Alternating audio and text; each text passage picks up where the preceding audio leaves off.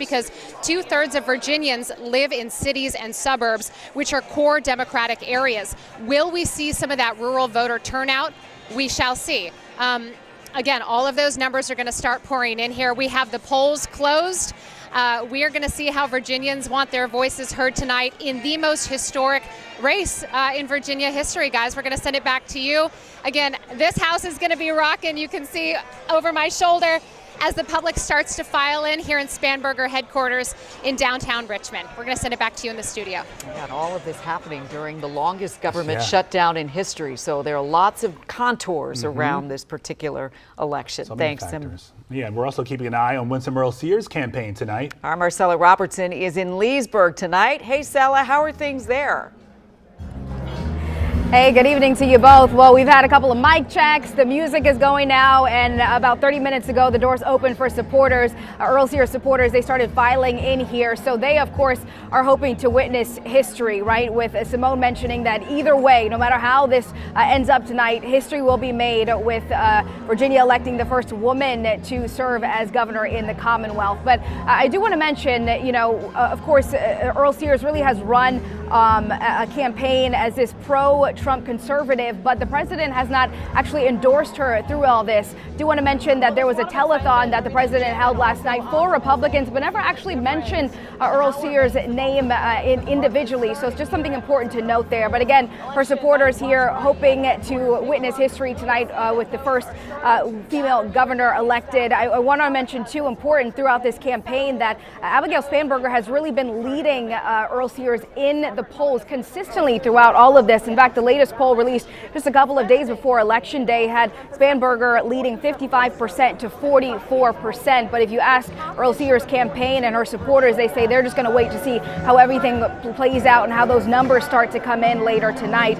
Now, Lieutenant Governor, she's really focused so much of her campaign, spent millions of dollars on focusing on the transgender bathroom policies in schools. We know it's been a contentious issue in schools here in Loudoun County specifically. One of the reasons where a campaign tells me is why they decided to have the election night headquarters here tonight. Of course, then things kind of shifted once those text messages from a Democratic nominee for Attorney General Jay Jones came out. Then Earle-Sears really shifted her campaign, started the attacks against Spanberger. We saw it in the debate last month. Every moment she got and chance she got, she asked Spanberger why she had not asked Jones to step out of the race.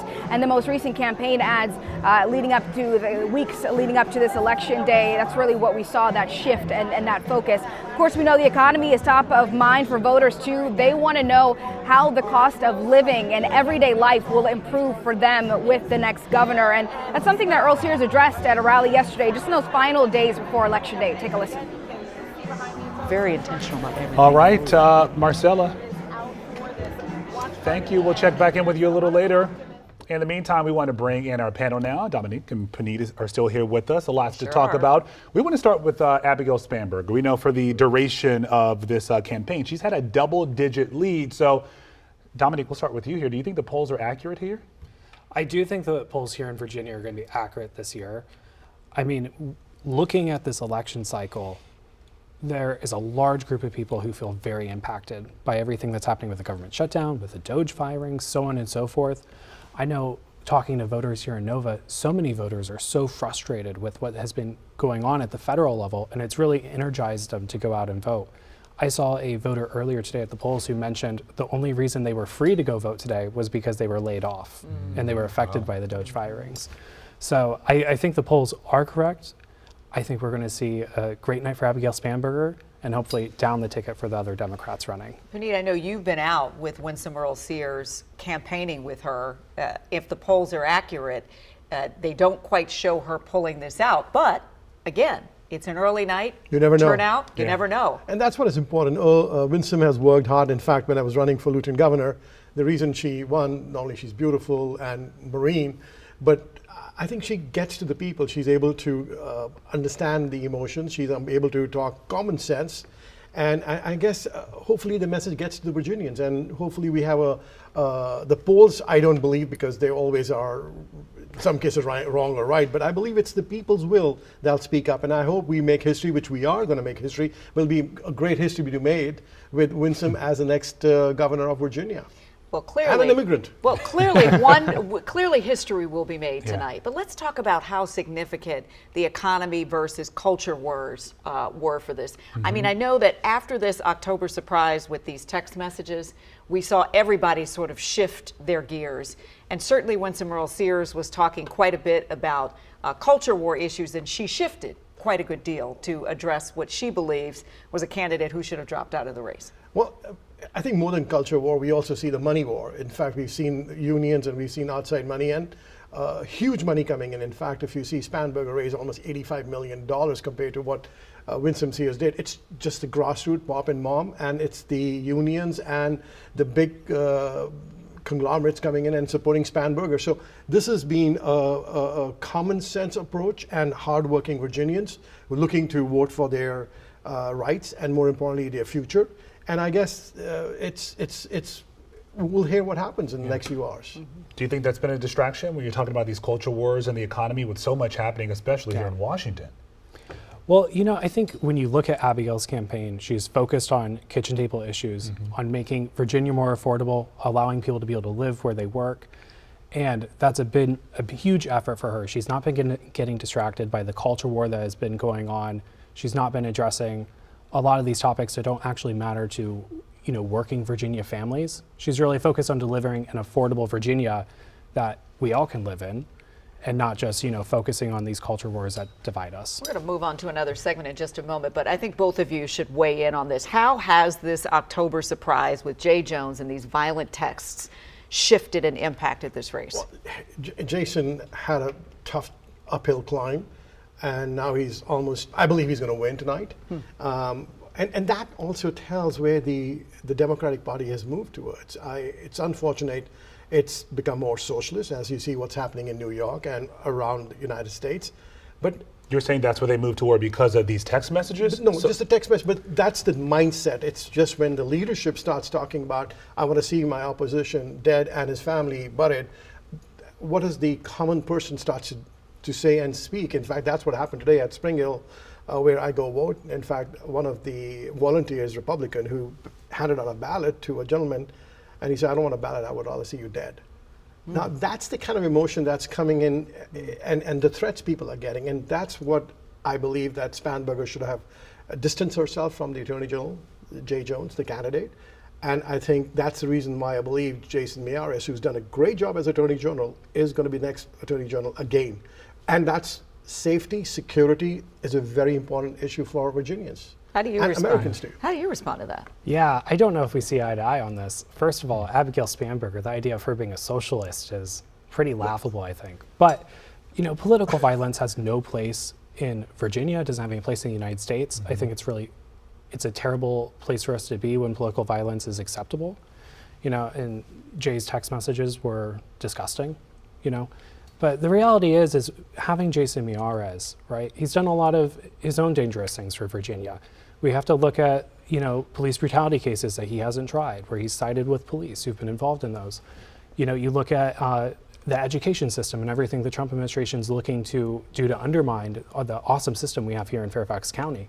And Jason Miyares has been on board with that. He's Trump's #1 ally. So I think that, you know, it's going to be a very, very tight race. I think political violence, you know, is never acceptable. These text messages definitely tie in the race, but I think Virginians have a lot to think about with what the office of Attorney General means here in Virginia. He's the top cop, and if the top cop of the Democratic Party, the nominee, is talking about shooting dead its opposition, what message is sending to the rest of the state and the country?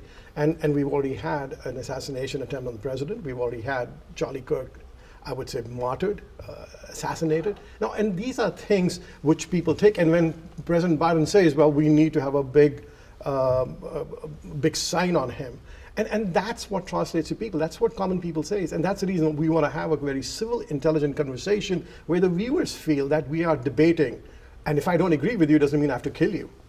Well, I really hope you don't. And I think we need to just say, because we've talked about this, I think we have to say, sadly, there has been political violence that's impacted Democrats as well. I'm thinking about the Minnesota lawmaker and her husband and other people who have been targeted. So unfortunately, this has happened and really changed our political landscape in a deeply unfortunate way, and it's something we have to confront and address as a nation, for sure. Yeah, the night's still young, so we'll be talking about this sure.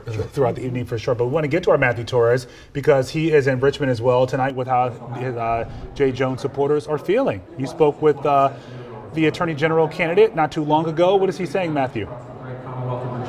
These are very small. Yeah, Zoe, so just for a second here, earlier moments ago, the crowd here just really erupted in cheers when they heard the anchors on the TV screen behind me saying that Spanberger is ahead currently here in this race. And yeah, we've been talking about the Attorney General's race as well. I've been able to interview Jay Jones about a couple of weeks ago after his debate. And when I spoke to him again this afternoon as he was greeting voters at the polling sites, he really was encouraging people to go out and vote and really telling people that what's on the line here is whether people support President Donald Trump and his policies or not. And with me right now is Congressman, U.S. Congressman Eugene Vindman. I know we've spoken to you so far as what's at stake when it comes to the Attorney General's race. For you, what is at stake as far as Jones versus Miyares? Well, look, this week we sent a letter to the Attorney General, the current Attorney General, asking him to fight for Virginians on SNAP benefits. 24 states sued. Virginia was not one of them. Millions of people have lost SNAP benefits. It's unclear whether the federal government will actually pay them out. People are going hungry. We need an Attorney General that will fight for Virginians, and that's Jay Jones. And Jones, you know, he's trying to navigate that tech scandal that really shrouded his campaign within the last few weeks. You were still very supportive of him despite calls from Republicans for him to step down. For you, do you think he's done enough since the tech scandal to convince people that they can trust him? I think so. Look, this was a decision for the voters. The voters have decided. Those votes are being counted. I think at the end of the day, Jay Jones is going to win, and it's a decision for the voters to make. What do you see in Jones doing if he wins as far as policy changes or possibly reversing what Miyares has implemented? Well, look, it's going to be a hard pivot. I just gave you an example of SNAP benefits, not suing this administration when it comes to defending the tens of thousands of Virginians that are going to lose SNAP benefits in my district, hundreds of thousands across the Commonwealth. That is one example of him actually challenging this administration, not being a rubber stamp. Right now in Richmond, we have a governor, an LG, and an AG that are a rubber stamp for this administration. They're afraid to step out of line, and tonight we're going to have a hard pivot in Richmond and for the Commonwealth, and that's going to be a resounding message for the entire country. And lastly, just to step outside of this race, but still very much a pertinent political matter when it comes to the government shutdown. Clearly, we are now heading into the longest government shutdown. Where do you see this ending? Is there anything more Democrats can do? And frankly, do you think, how long will this last? Well, look, we're about to have the longest shutdown in the country's history. The last one was in the Trump 1 administration, where I served at the White House on National Security Council. What's the common factor there? It's Donald Trump. What we need him to do is to call the Republicans to negotiate. Right now, I don't know what he's doing. I mean, he's talking about golden toilets and remodeling, tearing down the White House and then remodeling it. What we need him to do is focus on the American people, make sure the benefits to the most needy Americans, 42 million, are paid out, and actually get to the negotiating table. And I really am optimistic that this week, once this election's out of the way, that we will get back to Washington, D.C., will negotiate and come up with a compromise that will open the government. Representative Vindman, thank you so much for your time. And similar to what he said, that is the same message that Jones has been saying now, even in his attack ads leading up to election night. Guys? All right, Matthew, thank you. We want to get to our Alexis Wayne right now. She's in Virginia Beach at the Miyares campaign watch party. Alexis, what was his message to voters tonight? Well, good evening, Leslie and Lorenzo. I can tell you that Miyares has been out at several different polling locations, letting people know that he feels as though he is the only qualified candidate when it comes to this Attorney General position. Now, we can tell you that he has been in Hampton Roads majority of the day, stopping by different polling sites there. And now we are starting to see a lot of people here in Virginia Beach gather at this watch party for him. A lot of them feel confident in this room, many of them off to the left, so you can't really see them behind me at the moment. But people believe that he is going to win win this race. Now, one thing we have heard from Miyares when it comes to this is he has talked about his experience. He has said that, over the last 4 years as Attorney General, he has made sure that the murder rate has gone down. He has made sure that people feel protected, and he says he will continue to do that moving forward. He has called himself the people's protector. He says that being a state delegate in the past also gives him more experience. Again, going back to him saying that he is more qualified than his opponent, Jay Jones. The other big thing we have heard him say to voters during his stop in Virginia Beach at a rally just yesterday, he said that voters have a chance to stand up against violent political rhetoric. And obviously we know that is him taking another shot at Jay Jones and those controversial text messages that came out. A lot of this, though, from him is saying that, hey, you have a clear choice in this race and you should choose me. But obviously we continue to see people coming in this room here. He says his focus will be public safety. And he says since being in the role again in the Commonwealth, he has seen a drop in violent crime, addiction, and fentanyl deaths. And he says that he will continue that moving forward. Now, many also of the top Republicans have helped him in this race with several ads. You can't really avoid them. You've probably seen them on TV, on social media, or even online, him talking about those Jay Jones text messages and how they are two clear different candidates when it comes to this race. So obviously a lot to watch here. Many people saying this will be a close call, but we'll continue to watch that and see what happens. Another thing, though, I also want to point out that we saw from Miyares early this morning on X, formerly known as Twitter. He posted a video letting people know that, hey, you can split your ticket when it comes to your vote. You can vote Democrat when it comes to governor and vote for me as a Republican when it comes to the Attorney General's race, which isn't something that we see so often, right, when it comes to these races. But he did post a video on there with one of the voters who was a part of early voting right next to him saying that, hey, that's exactly what I did. And then him again giving that advice to other voters as they go past their vote and cast their ballots today, saying that, hey, you can also do the same. So a lot of interesting tactics we have seen in this race, and of course we'll continue to see what happens when those numbers come out. We'll give it back to you guys. All right, Alexis, thank you. All right, the night is young. The polls just closed about 15 minutes ago in Virginia, and we've got about another hour in Maryland, too. Yeah, that's right. So we can tell you as of right now, sticking with Virginia, we've been talking a lot about the race for Attorney General there between Jay Jones and Jason Miyares. And with 1% reporting, you can see Jay Jones 57%, Miyares is 43%, but that's still early, 1% reporting. That's right. Again, the night is young, the polls just closed. There are many more returns to come in throughout the night. So we've been talking about Maryland, Maryland's race. They're not quite as high profile as Virginia, but there are some elections going on there as well. Yeah, so joining us live right now is Jessica Taylor, the Senate and Governor's editor at the Cook Political Report, who has made a career of reading the tea leaves, if you will, of U.S. elections and calling what matters. Jessica, thank you for being here with us on this election night. Thank you for having me. All right, so again, it is still early, but when you look at some of these early exit returns and early vote counts this evening in our region, what are the first signs you're looking for that might indicate a shift or surprise compared to some of the expectations? Well, so far in Virginia and in the New Jersey governor's race that I'm also watching, it's pretty much in line with, I think, what we expected. We expect the Virginia race to, we rated the Virginia race as to go likely Democratic. The open New Jersey race there, slightly more competitive, but still leans Democratic. But in Virginia, the early exit polls that we've seen really show us that, again, no surprise to your viewers, that people were really heavily impacted by the federal job cuts, not just by the shutdown, but by sort of the ongoing DOGE and everything. Almost 6 in 10 voters, almost 60% of voters said that their family was impacted either a lot or a little. And then we had President Trump's approval ratings both very low, 41% in those exit polls. This is really the first chance that voters have to say, to send a message against Trump from when he was reelected a year ago. And so, again, I think the Virginia governor's race is going to be historic one way or the other, that it's going to be the first female governor. But really the only outstanding questions I have is sort of what is the margin going to be there? does ticket splitting still happen because of that really extraordinary scandal that we've seen in the Virginia Attorney General's race? And then what is the margin in the House of Delegates that I think could tell us a lot about really the fight for the House of Representatives next year?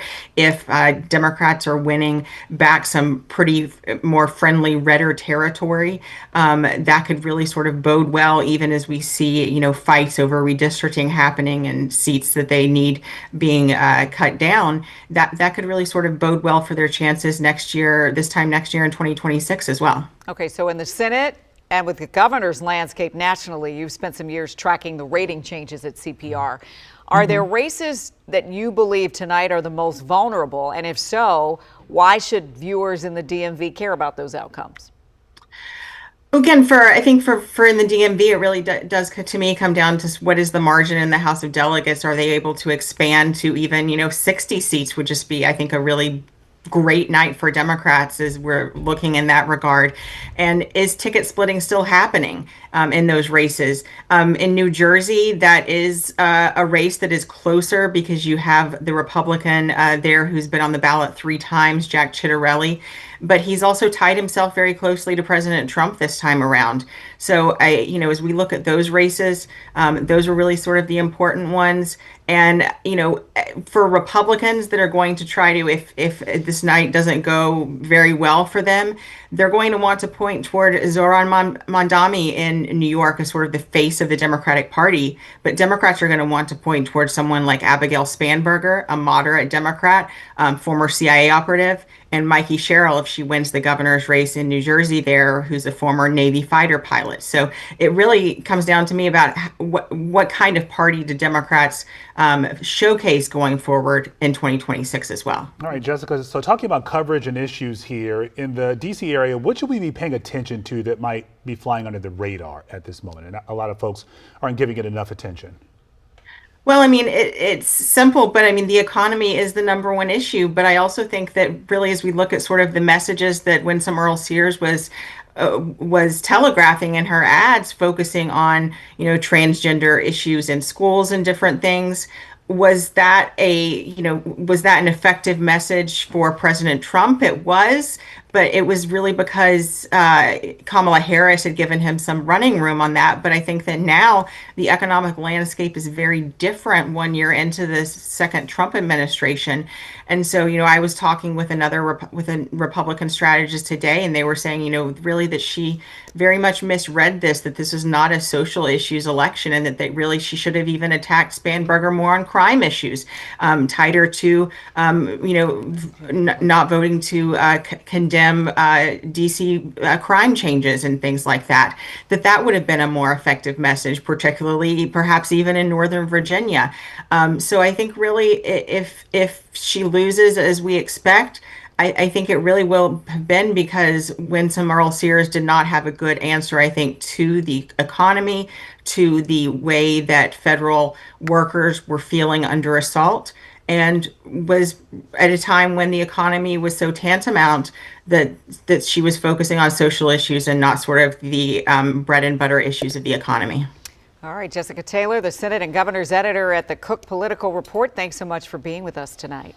Thank you so much for having me. All right, the polls closed in Virginia about 27 minutes ago, and we're getting some results coming in, including for the governor's race. We know that Abigail Spanberger is leading with 60% of the votes. We have 1% reporting there, and also 40% for Winsome Earle-Sears. Very early night, 1% reporting. Let's take a look at the lieutenant governor's results right now. Ghazala Hashmi, Democratic candidate. Okay, we don't have it on camera yet, but we can tell you 59% for Ghazala Hashmi. John Reed, the Republican, coming in at 41%, again with 1% reporting.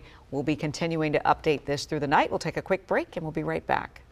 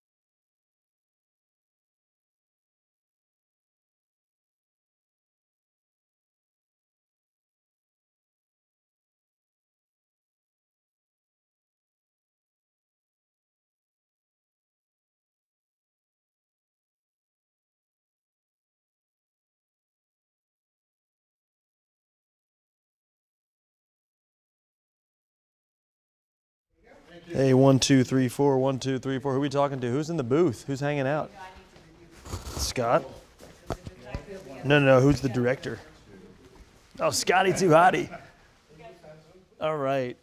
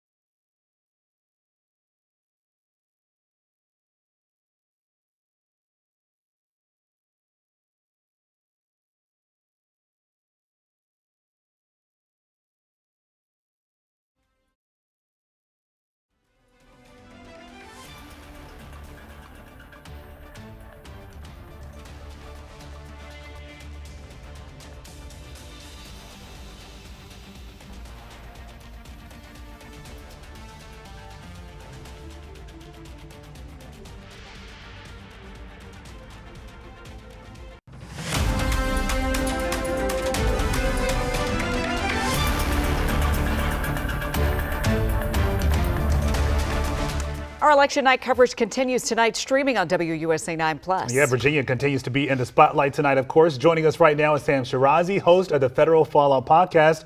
Sam, thank you for spending part of your night with us. Yeah, thanks so much for having me. All right, so given what you've seen in the final polling and early voting numbers, is there anything uncertain right now about the governor's race? Not really. I mean, I've started taking a look at the first results that are coming in, and I think, as expected, it looks like Abigail Spanberger, the Democratic nominee, will become the next governor of Virginia, and she will become the first woman governor. Obviously, you may not have called it yet. It might not officially be happening yet, but it seems like that's where it's going. Yeah, the early numbers suggest that, but again, we're really early in the night. We've got to see how this whole thing plays out a little bit later. Let's talk about the federal layoffs right now, because that has really framed this race. How much have the federal dynamics impacted what's happening? Yeah, so I think that was a big story, particularly in Northern Virginia. We saw a lot of turnout in Northern Virginia. I think that's one of the things you have to consider in terms of the way the election's going, if things end up the way that they look like they're going to end up. And yeah, I mean, obviously, if you were going to have those types of changes in D.C., they were going to have an impact on the election. And I think we're seeing that potentially in Virginia tonight. All right, Sam, there's been a lot of talk about this ticket splitting here, especially between the governors and attorney general's races. Do you expect to see a lot of that tonight? Yeah, I think there is going to be ticket splitting, not so much at the lieutenant governor's level. I think at the attorney general level, at least in the initial results, there has been ticket splitting. Now, I think it is not clear right now who is going to win the attorney general race. We'll just have to wait for the results. I think it's going to be close either way. And you know, it's one of those things where perhaps there might not be a lot of suspense at the top of the ticket, but I do think further down for Attorney General, it might be a longer night. Yeah, clearly that is the race to watch. For the House of Delegates, let's talk about which specific districts you believe are the best early signals for tonight, considering all 100 seats are up, and how this legislative map might shift and why. Yeah, sure. So there's a few seats in Northern Virginia. There's some in Loudoun County, Prince William County, Stafford County. Those are kind of outer suburbs of Virginia. I think the Democrats can flip one of those or all of them. I think that'll be a good sign for the Democrats. In all likelihood, they are going to be gaining seats tonight. They're going to keep their majority in the House of Delegates. I think that's going to obviously help whoever the next governor is. And if it is Abigail Spanberger, then she's going to be able to pass the bills that she wants to pass. So overall, I think, unless something crazy happens, I think the Democrats should be able to be starting to flip some seats. And it'll be interesting to see if they're able to flip one or perhaps more seats in Northern Virginia. And what can we glean from those House of Delegates races? That's a bit more granular than some of these top ticket races. Mm-hmm. Yeah, I think specifically if the Democrats start flipping seats in Northern Virginia, it'll be a sign that they are doing well because of the government shutdown potentially and what's going on in D.C. Sorry, my kids might be in the background. But overall, I think you could say that Democrats, if they are doing well in Northern Virginia, I think you have to think the reason is just perhaps the government shutdown and what's going on with the federal firings that happened earlier in the year. So I think it's just one of those things where what happens in D.C. always has an impact on the Virginia elections, and we're seeing it again this year. Sam, it's never too early to start the kids understanding that it's their civic duty to vote. After the polls close, though, and we start to get these results in, how are you framing good night for one party versus bad night for the other? Yeah, so I think one number to really think about is in 2017, Ralph Northam, he won the governor's race by 9%. So the Democrats won by 9% in Virginia. Way too much. And so let's see what the results are tonight. Do the Democrats get a bigger win at the governor's level than in 2017 or a smaller win? And I think if they get a bigger win, something like 10% or above, that would be a sign that Democrats are doing well in Virginia. And we'll just have to wait and see. And obviously, if they start flipping seats in the House of Delegates, and if they're able to keep the Attorney General race, that's the big question mark. I think if the Democrats are able to win the Attorney General race, then that means there's going to be a clean sweep, and they've had a good night. All right, we shall see. We'll be here for it all. Sam Shirazi, host of the Federal Fallout podcast, and his two assistants in the background. They're clearly interested. We thank all of you. Thank you so much. Yeah, thanks for having me. This is that time when you talk about polling so often for months and you just can't wait for the actual results to see how it all plays out. And then they start to slowly trickle in and you're like, ooh, there's Come one on, little number. More. Our Matt Gregory is out here with our big board tracking the results that are just starting to come in. All right, Matt, what are you seeing right now? All right, so we've got about 12% in right now. And I want to start big picture. We're going to start with Abigail Spanberger versus Winsome Earle-Sears, this Democrat GOP. Which way will this go? And for the most part, throughout the evening as we watch this go on, Spanberger's had quite a substantial lead, right? Now, it's very early on. 12% is in, about 55% of voters that have been counted so far. Those are going Spanberger. Now, this is what's interesting, right? A lot of where we're seeing the results come in, a little bit from Northern Virginia, but we don't have anything right now from, I would say, from Fairfax quite yet. So that's our biggest county up here. But we do have some results in Loudoun, and we have some results as well in Alexandria, Arlington. Just giving you an idea of what it's looking like. At this point, it does look like what we have going on here is, for the most part, Spanberger in front of Sears. But when we go to the lieutenant governor's race, it's about the same. Ghazala Hashmi is following sort of right along step with Spanberger, and John Reed is not doing quite as well there as we go through each one of the counties. But here's where things get a little different. This is where perhaps you're seeing that split ticket voting here. You can see that Jay Jones is still up over Jason Miyares with 17% of the votes coming in, but it's not as quite as big a lead as perhaps we saw earlier. But I want to show you in our area, right, where we are up here, what the difference is. So about 69% of the voters in Fairfax have gone for Jay Jones. Okay, it's an area you're expecting him to do well. But when we go back to Abigail Spanberger and we look at the same area right here, you can see she's got 73%. There seems to be a little bit of dissonance between those two. The split ticket voters seem to be not favoring Jay Jones, and at least they're bringing Ghazala Hashmi with Spanberger, but not so much with Jones. Now, something else we've been talking about, these are all important because as everyone has been talking about, our experts on the panel, it's sort of a temperature check for how America feels right now about the economy, about the Trump administration, all of these things. But there's another important wrinkle that we've been talking about, you've heard Leslie and Lorenzo talk about, and that is the House of Delegates in Virginia. How this goes will determine whether or not Virginia continues on this course towards possibly redistricting its congressional maps. So we don't have a whole lot coming in quite yet.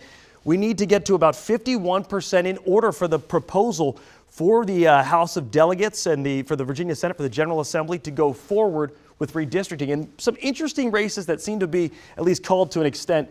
This is Marcia Price. She's out of Newport News. This is an important race because she is the one that heads the committee that will be looking over these potential new maps. And of course, Don Scott, also down in Hampton Roads, that's the Speaker of the House of Delegates.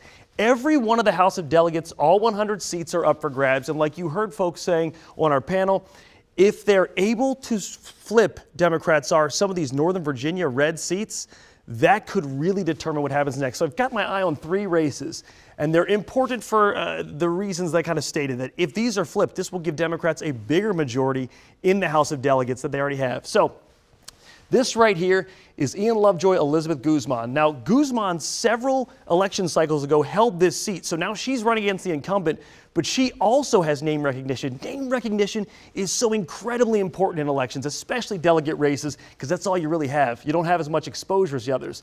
Coming down here as we get into Shenandoah at Page County, what you have is Justin Pence, Catherine Reck. This is an open seat. There's no incumbent. It was a Republican seat, but this is one of those races that if Democrats were to take that, that would increase their lead in the House of Delegates. And then the next one I'm looking at right down here, This one is over near Culpeper County.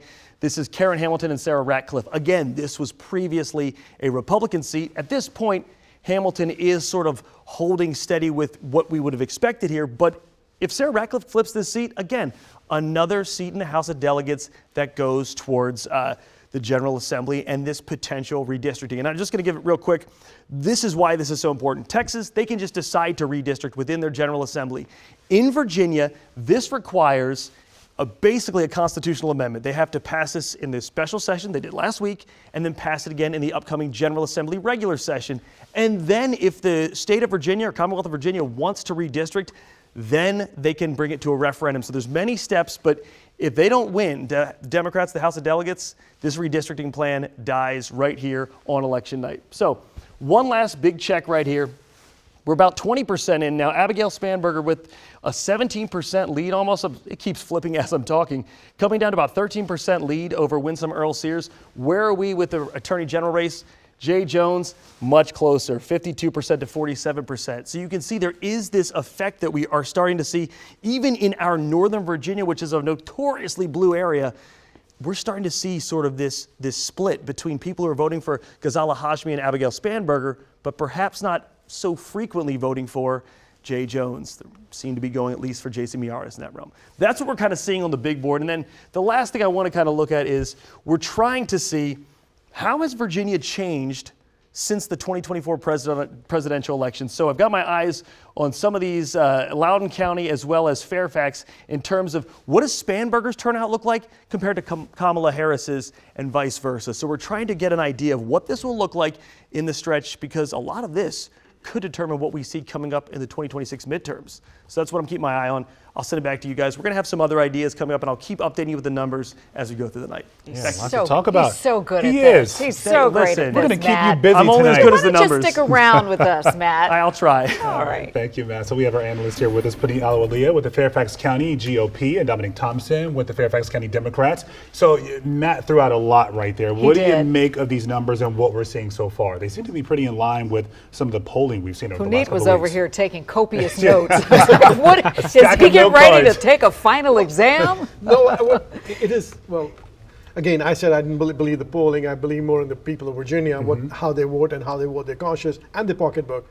Well, again, it's still early. We still have a marathon to go through. But yes, it is expected that Spanberger would be leading, because not only she had the big win behind her, and as you know, when we have a Republican in the White House, which is President Trump, who's not really liked in Northern Virginia and other parts of Virginia, we are going to face trouble. We're going to have the headwinds. At the same time, there's an economy issue also. At the same time, the narrative, what I heard, was based on issues which are important to Virginians. And at the same time right now, the concern on the economy and the apprehension people are facing, I think that's what people are voting for. But is Spanberger a moderate? Which she's not. And that's what is very important, because you keep saying she's a moderate, but which she's not. She's a progressive leftist, and you will see the emergence of socialism in the United States, starting from Virginia, not only just New York. Dominic, you have to respond to that. Yeah, I do not understand how you could ever say Abigail Spanberger, of all people, CIA agent, is a socialist. Well, you know what? Like, she is not a Mamdani whatsoever. But, you know, this is very important. You know, you try to find candidates who are either veterans or CIA, and so the general people start to say, hey, you know what? They sound conservative, or they sound commonsensically conservative or moderates, but they're not, because if you see, every time she's open for the open borders, which means let the immigrants or the illegal immigrants come into our state. At the same time, she's voted for the Clean Virginia Economy Act, which has basically put $1,000 extra on families when it comes to paying energy bills. So on each time, she has voted on social leftist issues. And that's what the concern is, that the Virginians will now realize how expensive it's going to be on their pocketbook now. You know, no matter how well you talk, I don't think you can make Abigail a socialist. Well, thank you for recognizing I do talk well, but at least you're understanding that. What I will say is these results are really interesting right now. I mean, I think the Attorney General race, it's going to be really a question of how well does Abigail perform.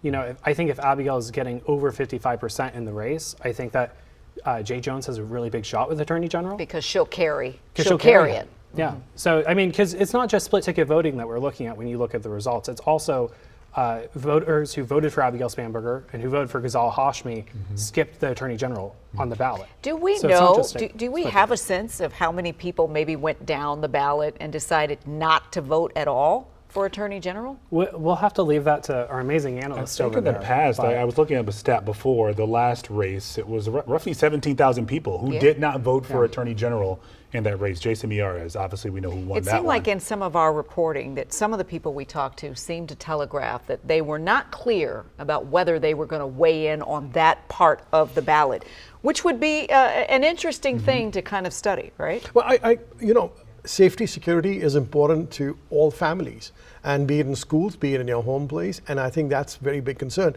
So I think that when it came to safety and security and making Virginians feel safe, Jason is the right choice. And especially with Jay Jones, with what he has shared about his inner thoughts and his inner feelings, how you feel about the other side, I think it's a big concern. Would I want that person to be the top cop who wants to bury someone who he doesn't agree with? You're talking about temperance and judgment here. Exactly. But when you talk about governing in this split ticket, can you both sort of explain to us how you vote for a Democratic governor and then you vote for Republican attorney general in terms of getting things done? Issues. How do you make that work? The thing you have to recognize, right, is, the text messages that came out from Jay Jones, unacceptable, terrible behavior. We've talked about political violence on this panel earlier and how it's affecting, Democrats and Republicans in our whole country, right, and the morale of our whole country.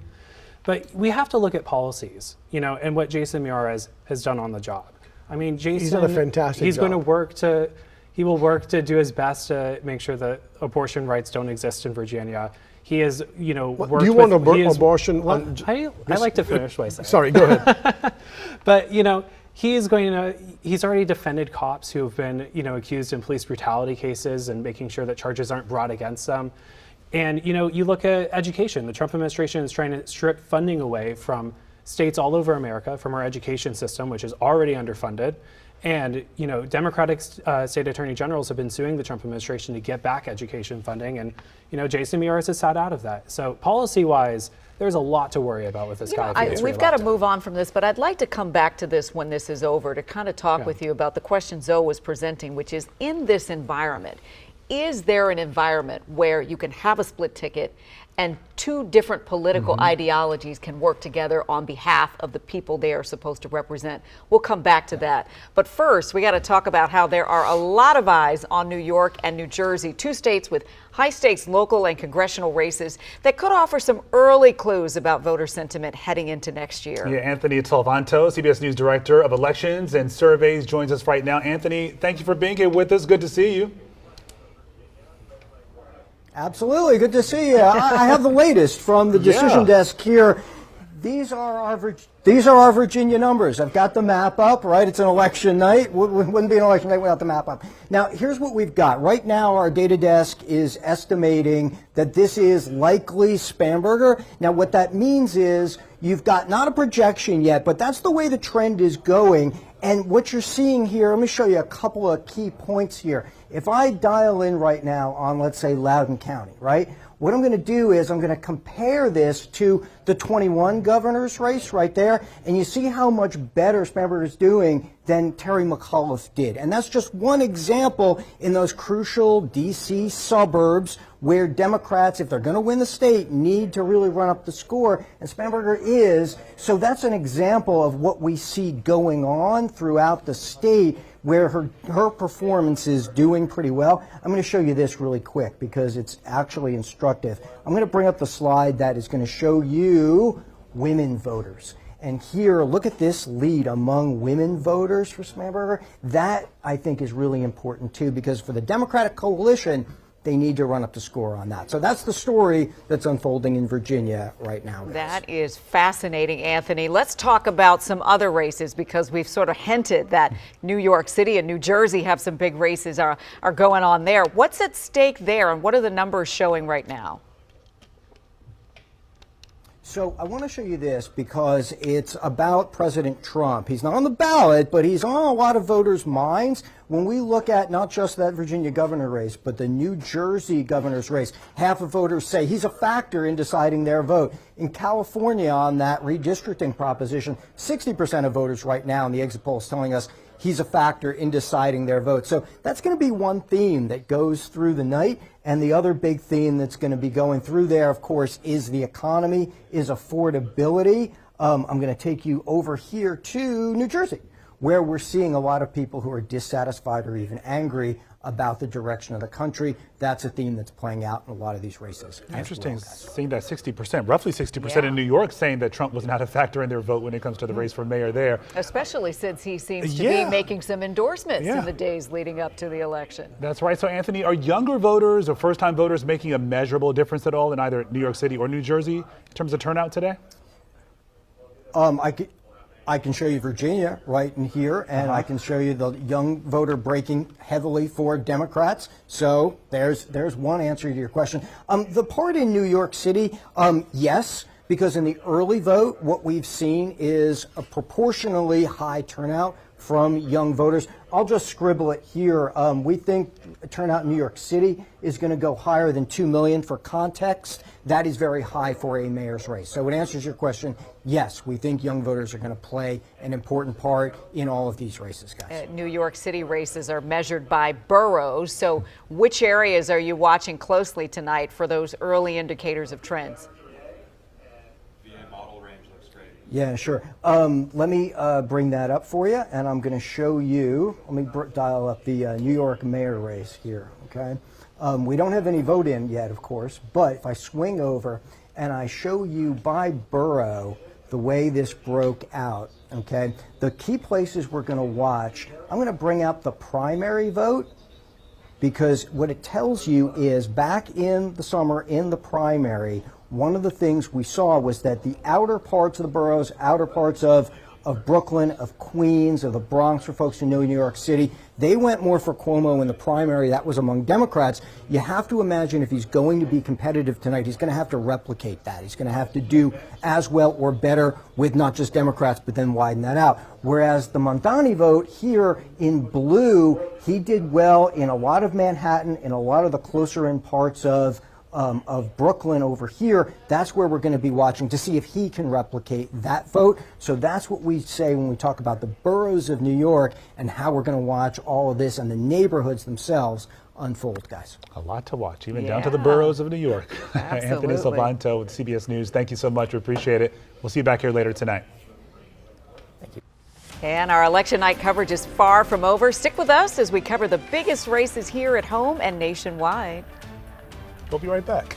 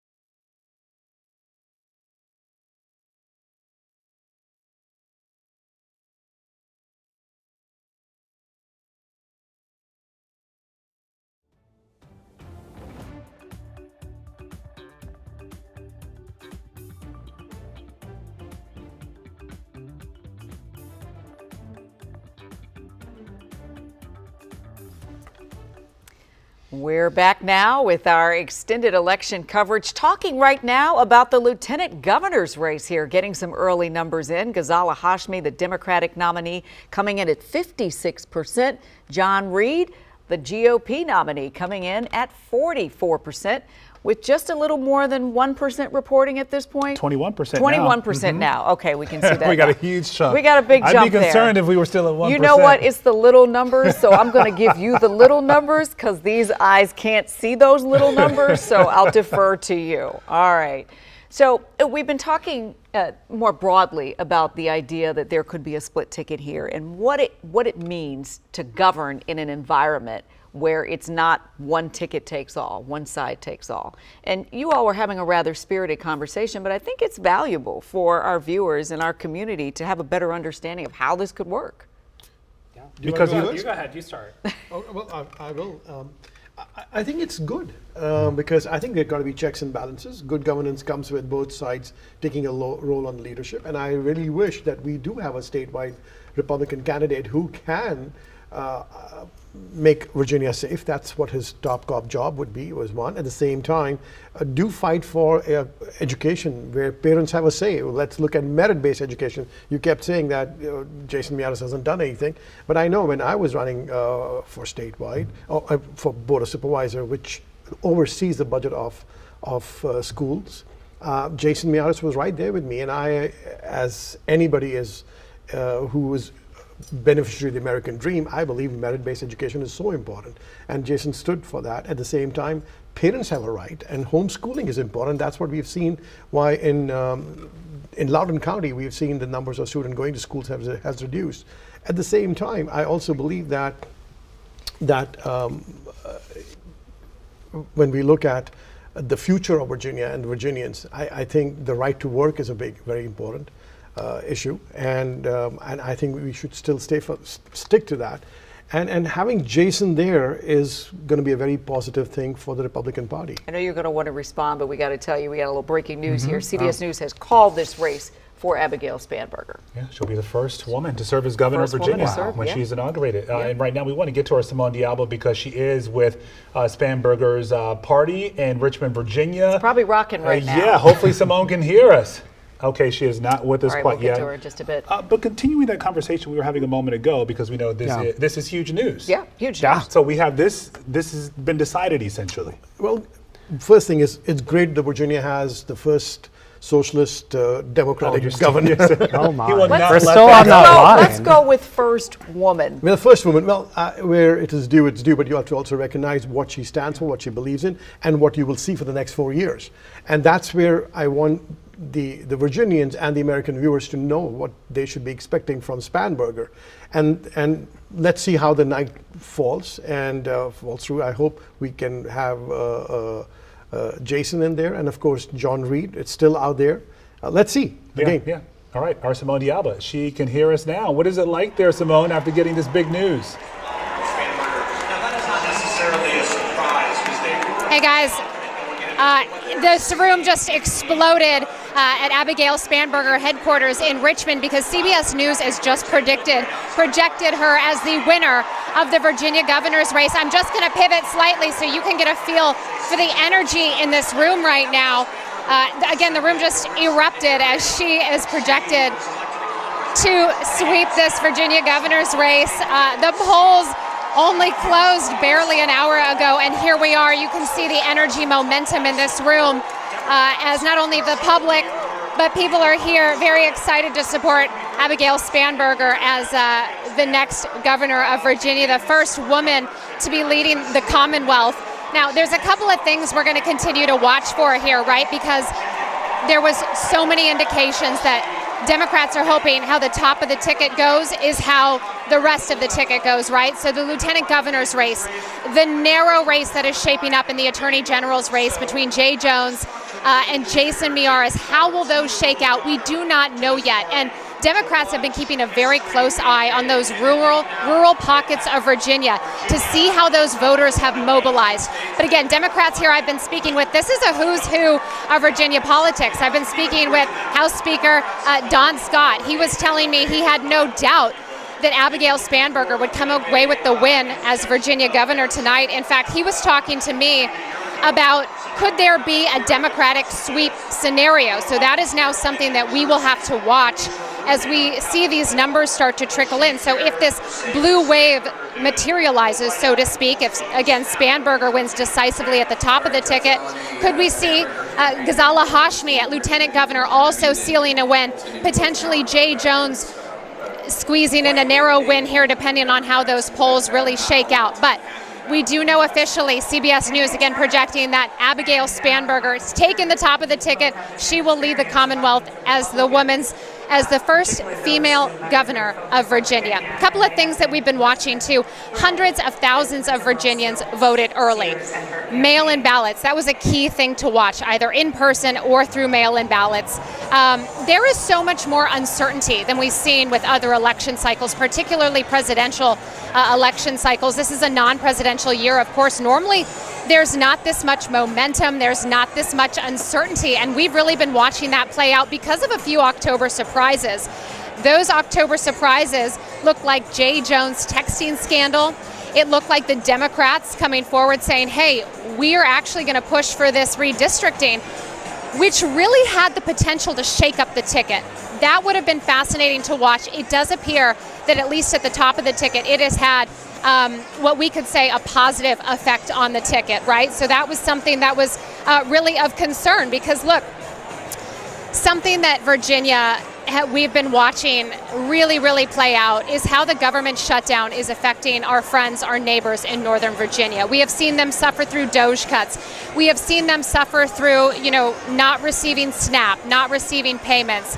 And there are people, families who are really suffering right now saying, hey, if the only way I can have a referendum on Washington, the only way I can have a referendum on Donald Trump right now is to come and vote in this election, that could be the decisive win we're seeing right now at the top of the ticket. I anticipate this is going to be somewhat of a landslide for Abigail Spanberger. Another thing that is noteworthy here, we have watched through this election cycle, I think of my colleagues, I think of myself, who have consistently tried to get a hold of Winsome Earle-Sears to give her a chance to come speak, to come do interviews, and she has declined repeatedly. And really the only way to get her to do interviews was to kind of catch her in between events. Did that play into how voters resonated with her, how voters were able to get to know her? Those things all really factor into an election of this magnitude. And of course, we have been watching to see if Virginia's election results are being treated as a bellwether of sorts, right? So how Virginia goes, could that be an indicator of how the rest of the nation goes when it comes to midterms, right, coming up in 2026? Will it be that referendum on President Donald Trump? So those are the things we also continue to watch. When we've been talking with voters over the span of this election cycle, they've been telling us politics are mattering very little to them right now. They matter, what they care about, can they pay their bills? Can they feed their families? And particularly in Northern Virginia, as we have seen, that is not necessarily the case, guys, especially we are so close to D.C. in Northern Virginia. They are feeling the ramifications of this federal fallout, and it looks like they have had their voices heard at the polls tonight, as CBS News again has projected Abigail Spanberger as the winner of the gubernatorial race here in Virginia. We're going to send it back to you. It is a historic night in Virginia. Yeah, historic is right. After serving Virginians in Congress from 2019 to 2025, she will now have the state's top job. CBS News projecting Abigail Spanberger will be Virginia's next governor. Simone D'Alba, thank you.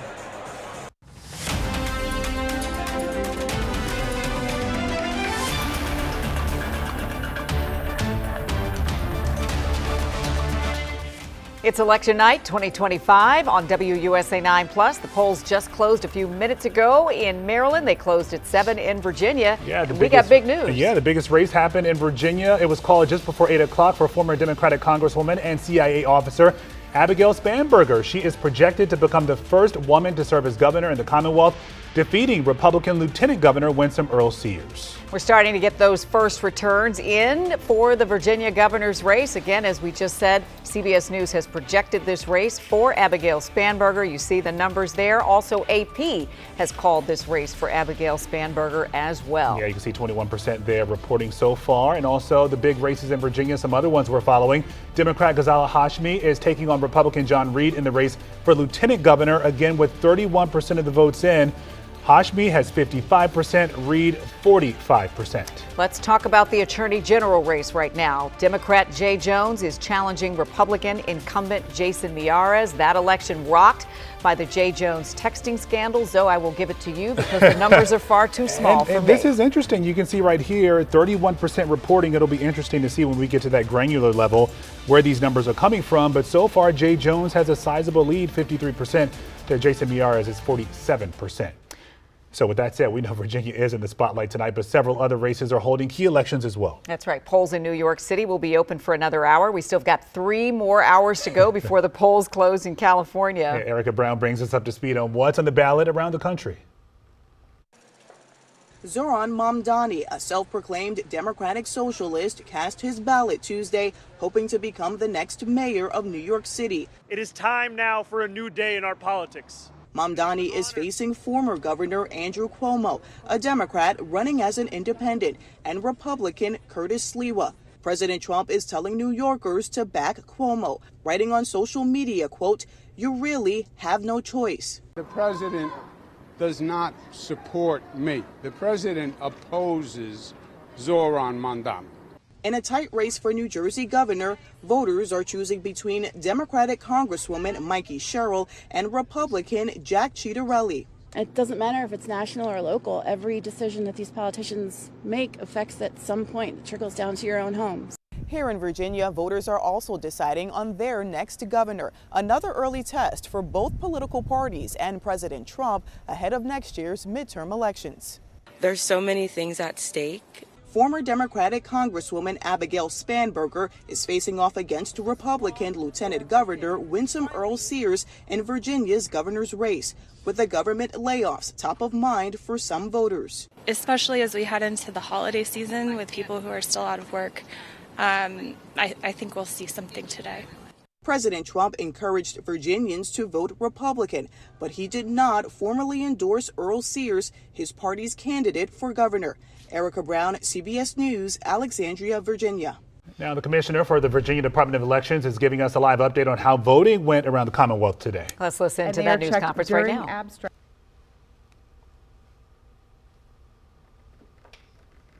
Okay.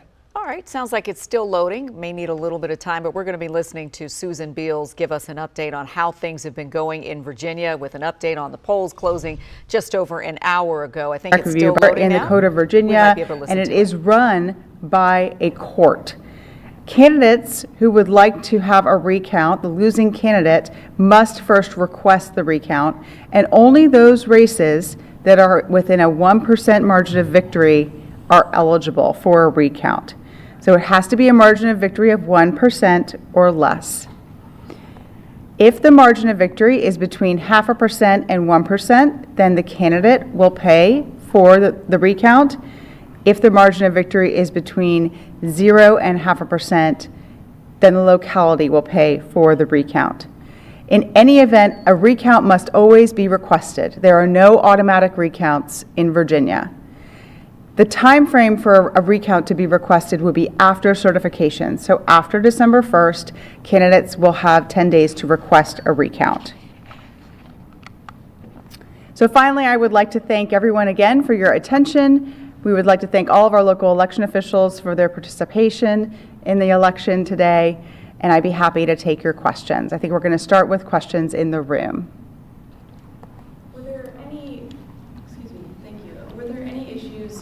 Localities with voting machines or having to move any precincts today that you can talk about? One of the issues that we were made aware of was a power outage in Virginia Beach in precinct 54. That is the Lansdowne High School.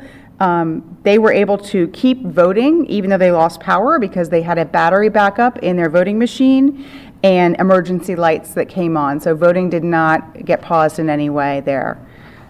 That is the one power outage that I do have to report today. I think in the earlier listening to Virginia election officials giving us an update after polls closed across the Commonwealth a little more than an hour ago. They're talking about whether there were any issues that impacted voting today, and it seems like there's nothing systemic or sizable that they're mentioning. All right, big night for Virginia. We're going to go to our colleague Simone D'Alba, who is covering Abigail Spanberger's campaign. She has been called as the new governor-elect for the Commonwealth of Virginia, first woman to be elected in the Commonwealth. Big night there, and certainly a big night for all those folks gathered where you are tonight, Simone. Boy, Leslie, so I got to tell you, I just wanted to bring you into this moment because as you were kind of detailing, I mean, we have our first female governor of the state of Virginia. This is history, and we knew this would be historic no matter who took the top of the ticket, whether it was Winsome Earle-Sears or Abigail Spanberger, but here we are, just a little over an hour after the polls closed with a fairly decisive victory right out the gate for Abigail Spanberger. CBS News again calling the race in her favor to be the leader of Virginia, and to be here in this moment, to be here at Spanberger campaign headquarters.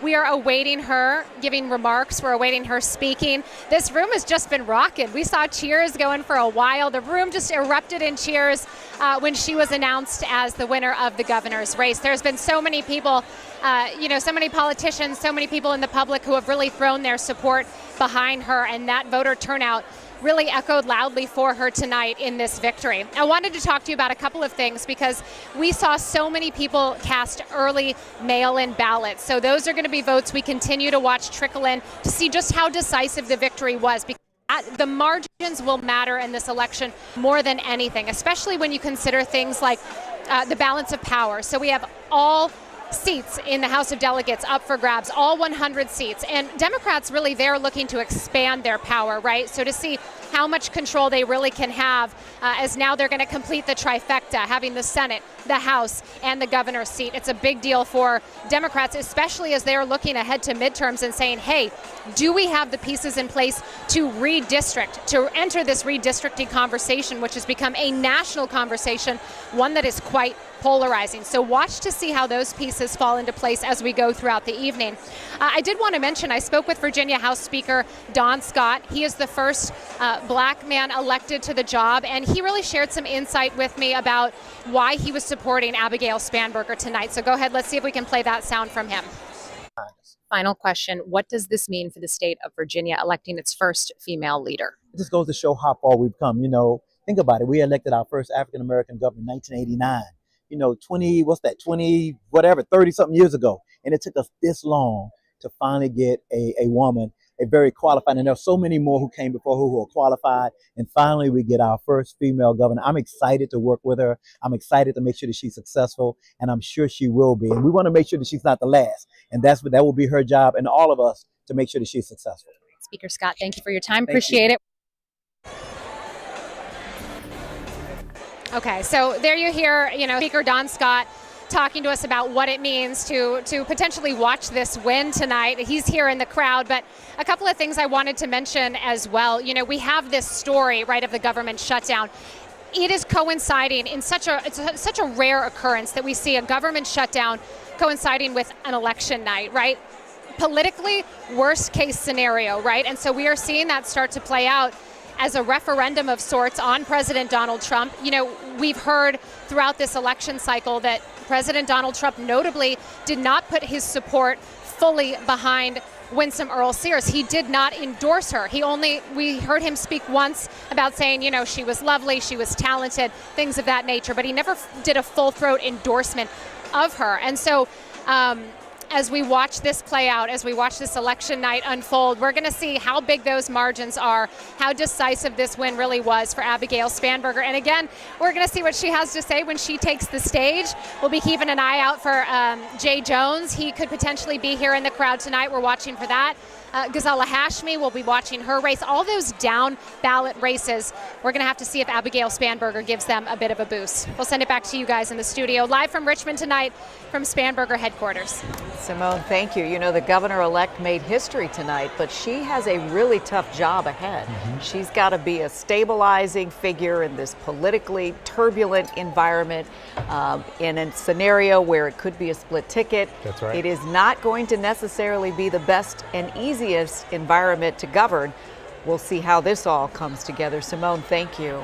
We are tracking Winsome Earle-Sears campaign. Senator Marcella Robertson is in Leesburg, where she is expected to meet some of her supporters soon. Marcella, you know, a lot has changed since the last time we saw you, but we still hear the music in the background. A lot of folks still partying, it seems. Yeah, I wouldn't say partying. The music is still going, but obviously a much different vibe here. Not a ton of people behind me, but they are still waiting to hear from Winsome Earle-Sears tonight. Obviously not the outcome that they were looking for. They were hoping that she would become the first governor, first woman, female governor to lead Virginia, but obviously not the outcome, with CBS News calling that race in favor of Abigail Spanberger. I do want to mention something, and just a breakdown specifically about Loudoun County, where we are, right? Her campaign said that it was significant because they have done a lot of work here in Loudoun County. The issue of transgender bathroom policies in schools, we know that really centered around the school board in Loudoun County, but that is a location where Winsome Earle-Sears did not do well. Just 35% of the vote in the place that she held her election night headquarters. So just something to note there of importance.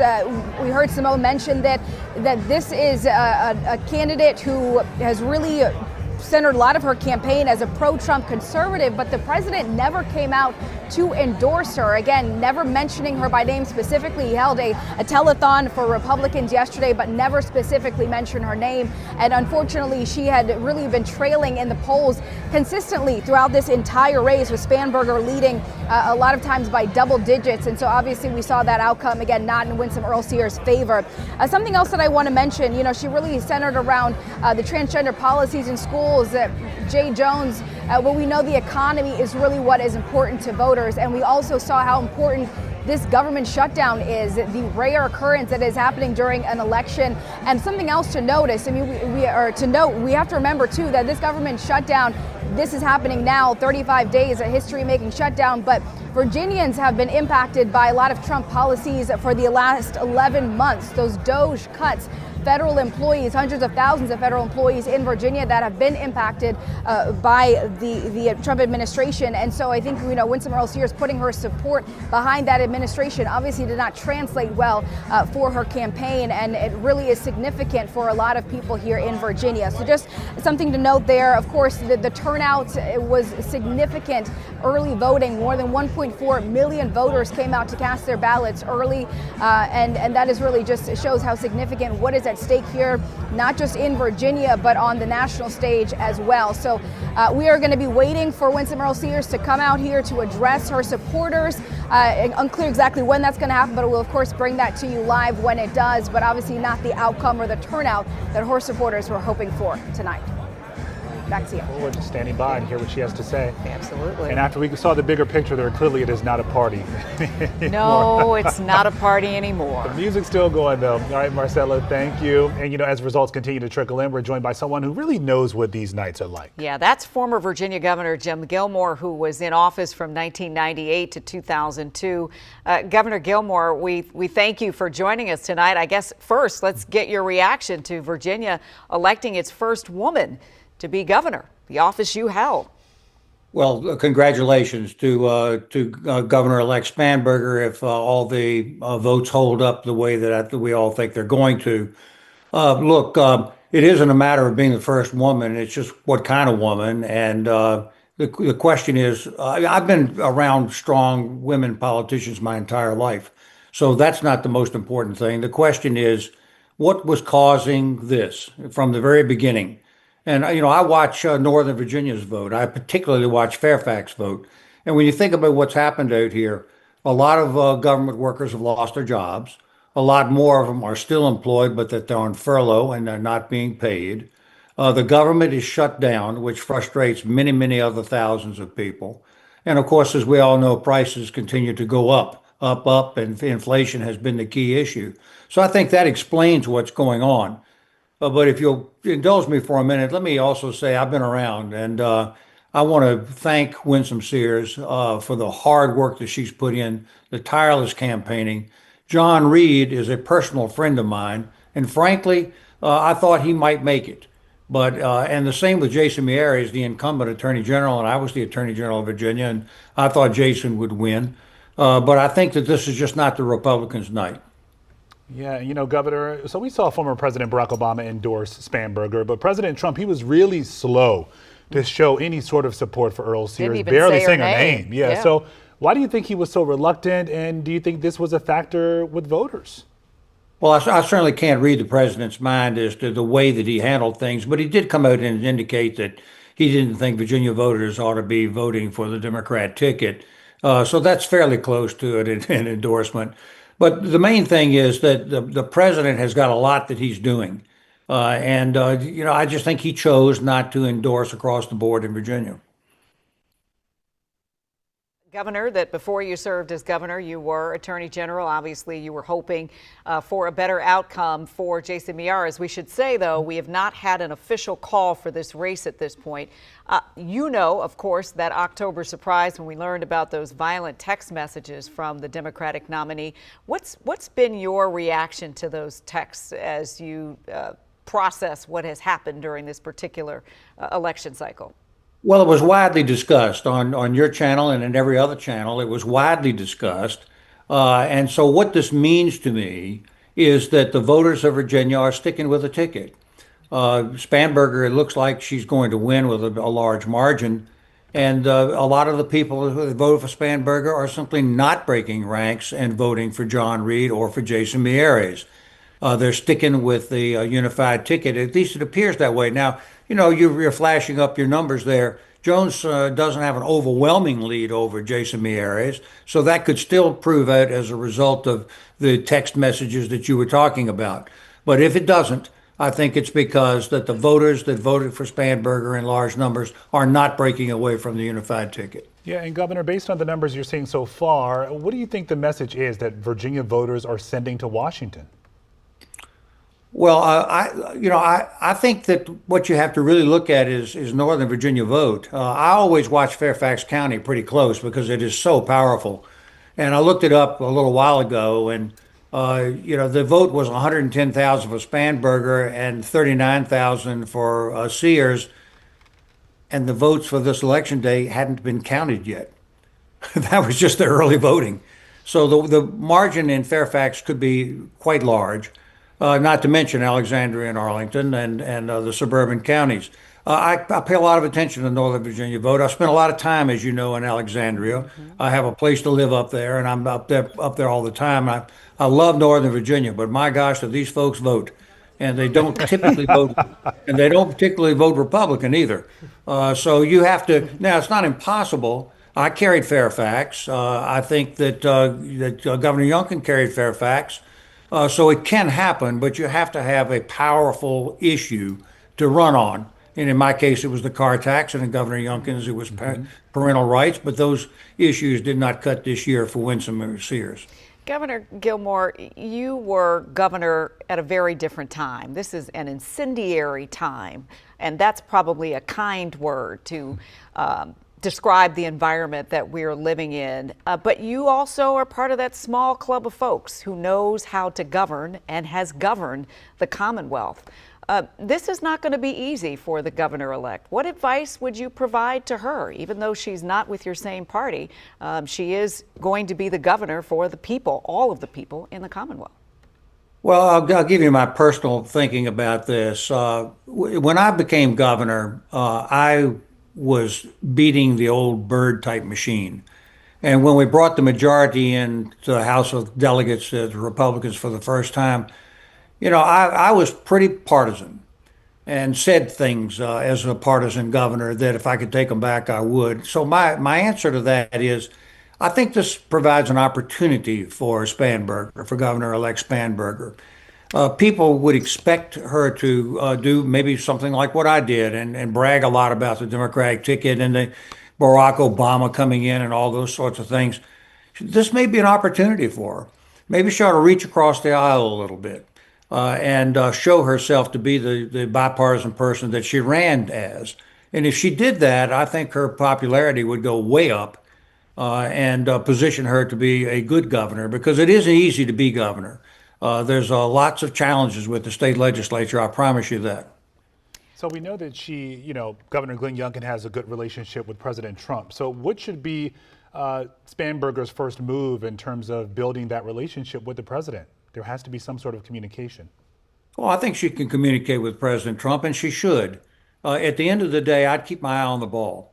I'd focus on what the real issues are that I think are governing this campaign, and that is the shutdown that's going on here. And that's all the polling is showing that the public is blaming both parties and the president in equal measure for the shutdown. But I think she can begin to lobby people to get this thing back going again, getting it open again, and she would be a real heroine if she did that.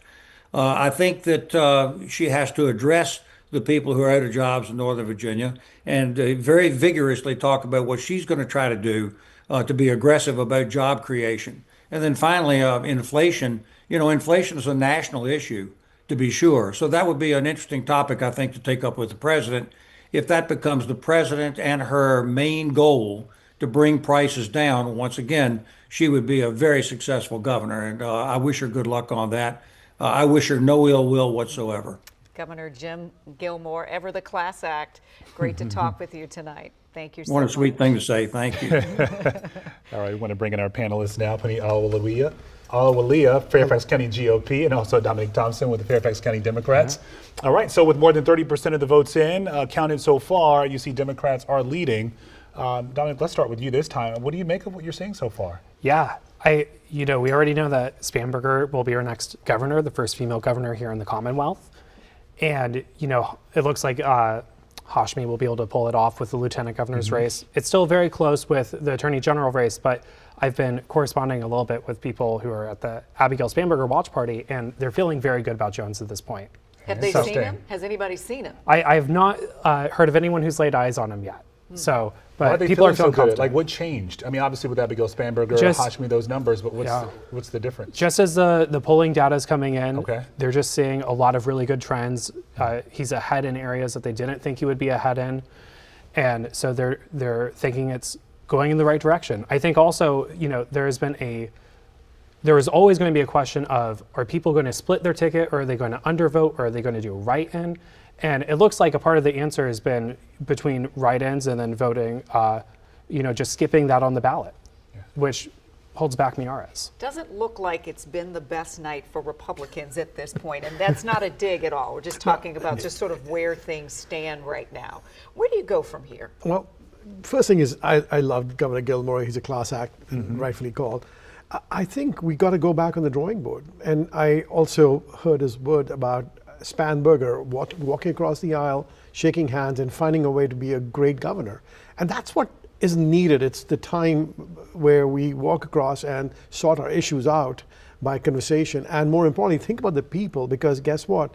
Economy is a big concern. And as Governor Gilmore was saying, economy, the shutdown, it's all impacting us Virginians. It doesn't matter. We all live in a community. It doesn't matter one is a Republican or a Democrat or a Libertarian or a Socialist. We are all impacted by the economy. I think that's what is important, is that there is going to be an engagement and conversation with President, and at the same time looking and talking to all Virginians is what's important to them. And that's what is going to be important. I think now that you have become a governor, you're a governor for all. And that's what should be expected from Spanberger and from the leadership across. And that's what I loved about President Trump, was that he chose folks, Tulsi Gabbard from the Democratic Party, the person who's taking the Maha mandate, the Kennedys. I think that's what we need to do, is unite our republic, which is America, our nation, and govern for the people. Really quickly, you talked about going back to the drawing board. It's still a bit early. What do you think should have been done differently this time around? Anything that stands out to you that you kind of knew before going into this night? We get punished when you have a Republican in the White House. That was a given. Okay. And I think the shutdown was extended for whatever reason, which the Democratic Party is holding out, and so that the people could feel the pain. And of course, as Governor said, we have a lot of people who are under economic duress and concerns where we go from here. So I think even though Winsome worked very hard, I think outside money played a huge role. When you look at the double the amount Spanberger has raised, it has kind of helped the entire ticket get across the finish line. And again, it still remains where Jay will land up to be. But I think there were multiple headwinds against Winsome, Jason, and John Reed. But again, I commend them for running. That's very important, because it's important to have these elections. That's what we all find the next leader. And the people have spoken, and we'll come back to you so that the panel can speak again. But right now, up ahead, Polling ahead of tonight's election showed Abigail Spanberger in the lead against Winsome Earle-Sears. So we're speaking live with one of the directors of that poll for insight on how the polling process works.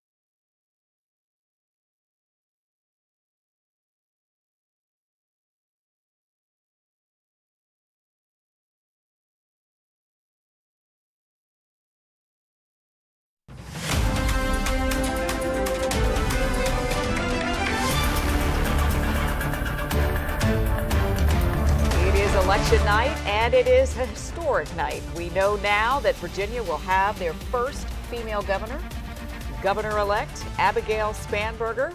We have been watching her election headquarters tonight, which has been just increasing with excitement and exuberance as the race has been called for her. We are expecting her to come out any moment now to the podium. Yeah, this is always the fun part, looking at the crowd, because they gather. You don't know which way it's going to go. And for them, they got this call from CBS News and the Associated Press declaring Abigail Spanberger the win of this governor's race in Virginia pretty early. Yeah, it was what, an hour or so after the polls closed? So she had a sizable lead over Republican candidate, Lieutenant Governor Winsome Earle-Sears. We're expecting Abigail Spanberger to take the stage at any moment now. Presumably, she's behind the scenes, perhaps talking with Winsome Earle-Sears or some other members of what would be her administration. And we know, of course, that the AP has called the lieutenant governor's race for Ghazala Hazmi, who has also made history as the first Muslim and Indian American to hold a statewide race. So again, history made all the way around. Now the question is, will this ticket hold? Will it be a full blue wave? And if so, will Jay Jones show up to this big celebration tonight? No one has seen him just yet, and we don't know. We've got an expert over here with us on the set who we've been trying to get his sources to give us a little bit of information. But at this point, while it sounds like it may be looking good for him, we don't have any updated because after the text messaging scandal, there was sort of this fracture between those on that ticket, because you had Abigail Spanberger, you had Ghazala, they were sort of in step. They were not separating themselves fully from Jay Jones. They were saying that voters should decide. They did not call for him to drop out of the race, which was the criticism from the Republican side, and specifically Winsome Earle-Sears saying you should be calling for him to step down because of those violent text messages. So now we wait, and we wait to see the governor-elect take the stage tonight. Spanberger for Virginia, big night for her huge supporters there. Our Simone D'Alba is there. We saw her just a second doing some great coverage throughout the night. But let's bring our panel back in to weigh in on this historic night. Yeah, so this is, it's happening. You know, a lot of folks were wondering if she was going to pull it off. She had these double-digit leads in the polls, and And clearly, from what we're seeing right now, they were correct. Polling was accurate. And, Yeah. we've had questions about polling, Oh, right? of course. Because their big elections have shifted and the polls suggested something different. The pollsters always say you're going to win, so keep going, and then you find out you lose. But again, I think I first have to congratulate my friend here from the Democratic Party. Congratulations. And Thank you very much. And to the governor-elect, Spanberger, and of course, Ghazala Hashmi. Great. I think it's wonderful when you have two women who are setting a record, setting a stage for other women, inspiring other people, wherever they're watching and whatever they're doing. And It's so important. And hate to cut you off, but the governor-elect is getting ready to take the Sure. stage. I think she's walking out now. Let's listen. Let's listen in.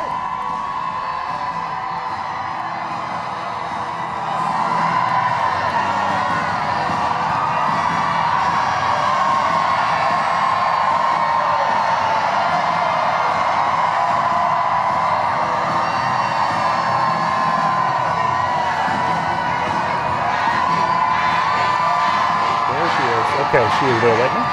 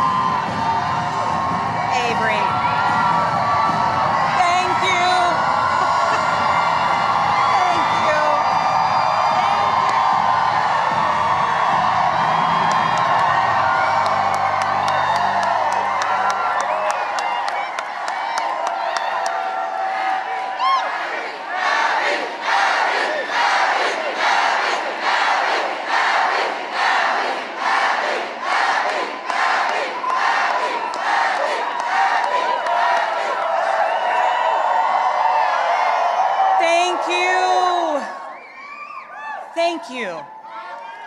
Thank you.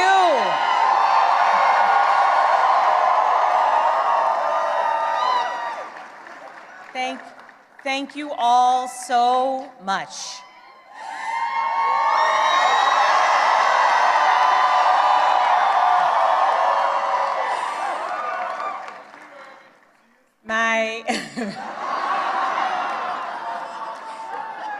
My fellow Virginians,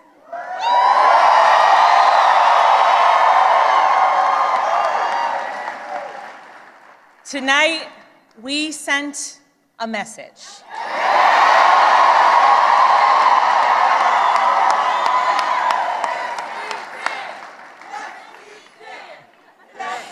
We sent a message to every corner of the Commonwealth. A message to our neighbors and our fellow Americans across the country. We sent a message to the whole world that in 2025, Virginia chose pragmatism over partisanship. We chose our Commonwealth over chaos.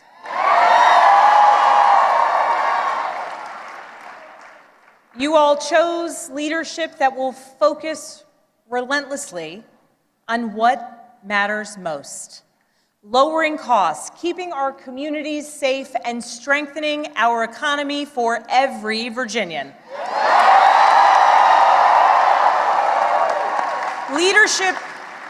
Leadership that will focus on problem solving, not stoking division. We chose leadership that will always put Virginia first. And Virginia, I cannot wait to get to work for you.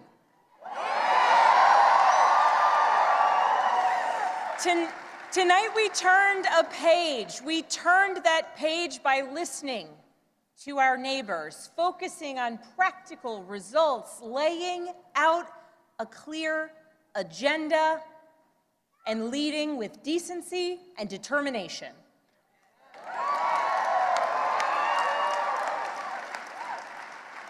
To everyone who helped us achieve this win, from the bottom of my heart, I thank you.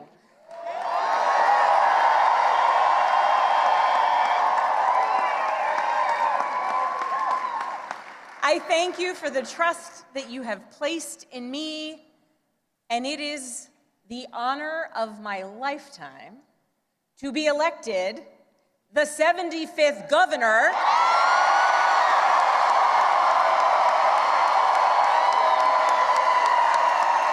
of the Commonwealth.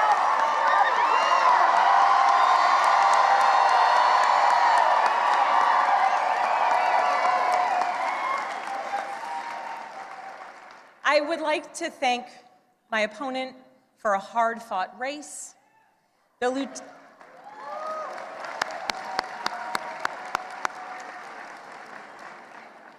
Lieutenant Governor's story, her military service, and her years of service here in Virginia deserve our respect and our gratitude, and I ask that you join me in wishing her and her family well.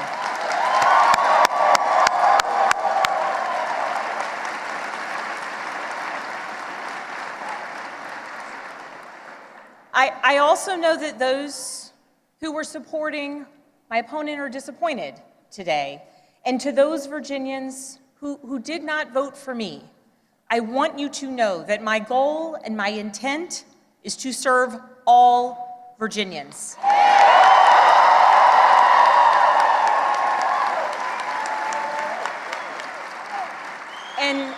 And that means that I will listen to you, I will work for you and with you.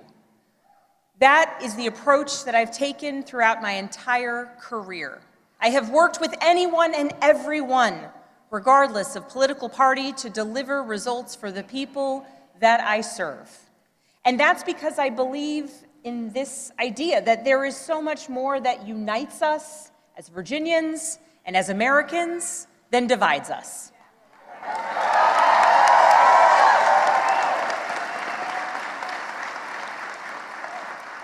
And I know in my heart that we can unite for Virginia's future, and we can set an example for the rest of the nation.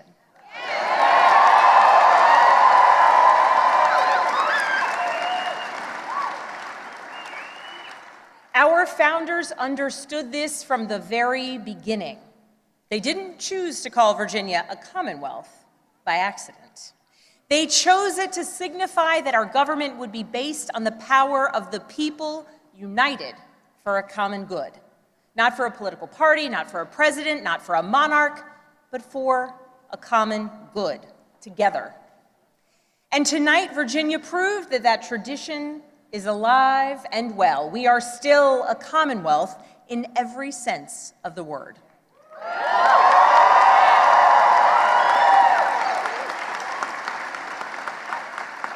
We are built on the things we share, not the things that pull us apart. And I am proud that our campaign earned votes from Democrats, Republicans, independents, and everyone in between.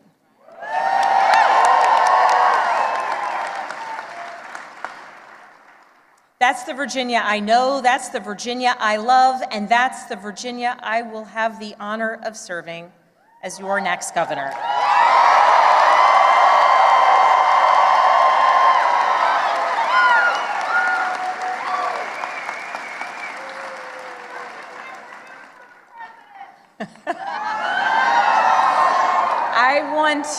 I want to thank so many people for the support that they have given to our campaign.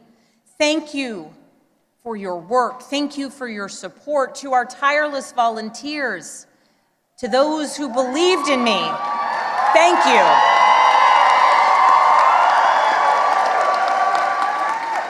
Thank you for devoting your time, your energy, and your conviction to this campaign. Thank you for braving the weather, the heat, and then the cold, and then the rain, and then the sun. It's Virginia after all. Thank you. Thank you for talking to your neighbors about the importance of this race. Thank you for recognizing that when we went person to person engaging, that we could bring people not just into supporting our campaign, but into engaging in our democracy. Thank you. We won this race because of you.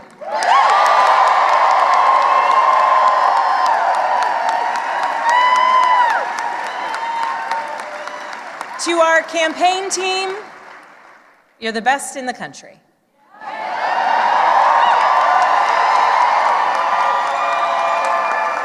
Every single member of our team, every single one of you, you work tirelessly for the change, the progress, the policies, the connection, and the respect that you want to see in our communities. Thank you for working so hard. Thank you for giving people hope. Thank you for knocking on doors in the sweltering heat. Thank you for showing kindness. Thank you for showing up in every corner of Virginia. Thank you for diving deep on policy. Thank you for capturing moments and the essence of our campaign. Thank you for reaching voters everywhere. And thank you for believing that Virginia could and would send a hopeful and joyful message tonight.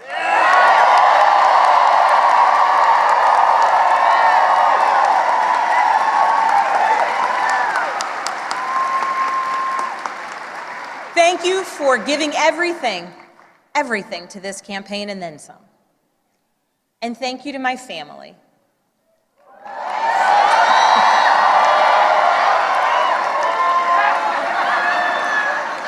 To my husband, Adam.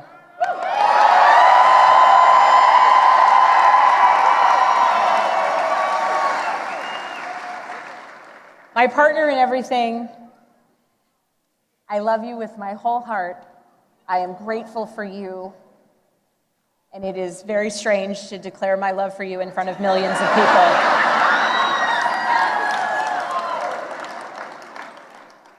But every adventure we have ever been on has been worth it because you have been by my side. I love you. I'm grateful for you. And I cannot wait to see what the next couple of years bring.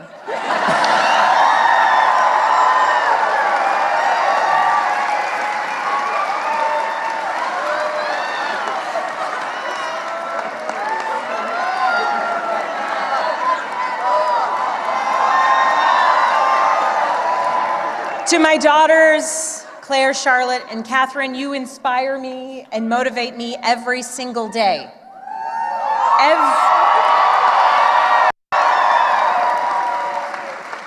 Everything I do to build a better future for you and for all of Virginia's children, and I am so proud of you every single day. I am lucky to be your mother.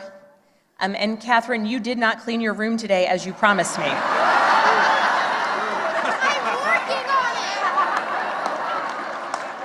She's working on it. If I was working on it, we wouldn't have won this election, okay?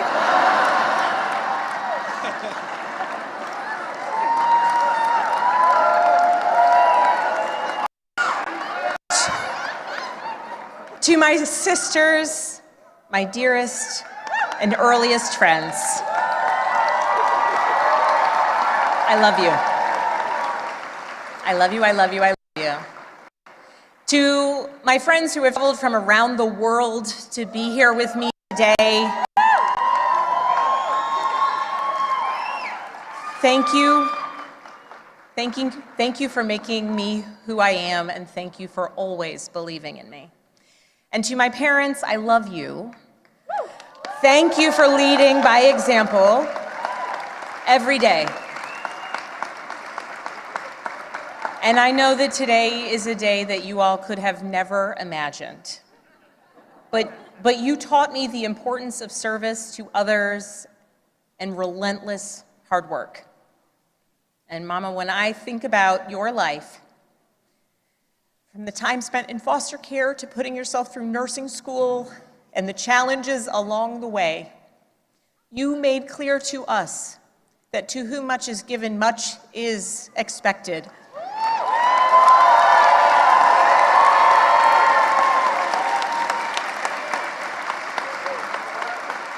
And you have given me so much, born of your own struggles and your own challenges, and I know much is expected.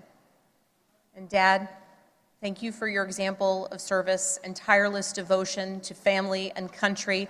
Nothing has made me prouder than to follow in your footsteps, so many steps along the way. I love you.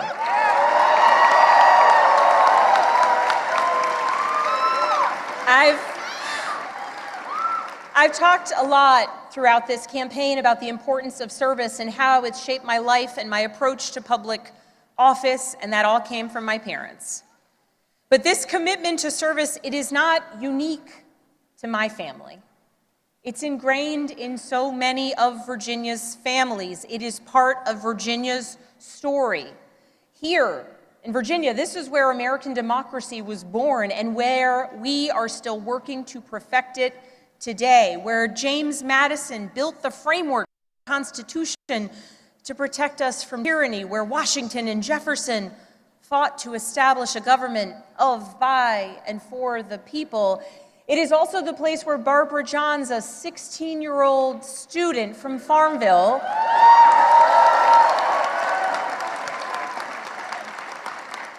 led a walkout of students that became part of the Brown versus the Board of Education case to integrate public schools.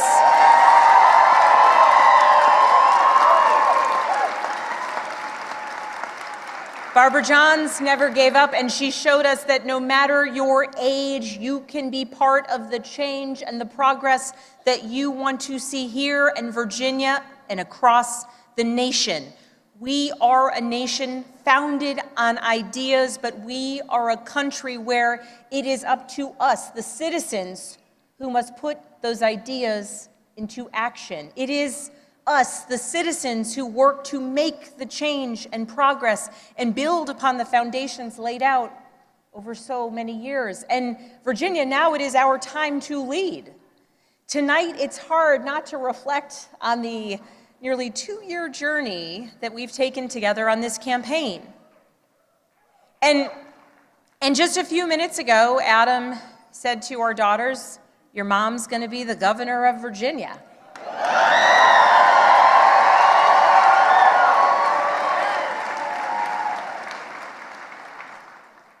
And I can guarantee those words have never been spoken in Virginia ever before.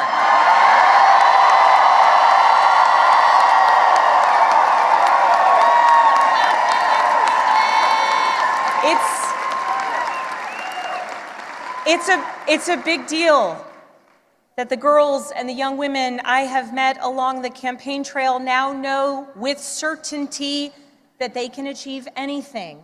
It's a big deal to the women older than I am who forged the path in dreams, hard work, and in a belief that change and progress would be possible so that so many of us could follow in their footsteps in any career, in any role, in any challenge. The history Virginia is making tonight, it is yours. And I thank those who have come before me, and Mary Sue Terry in particular.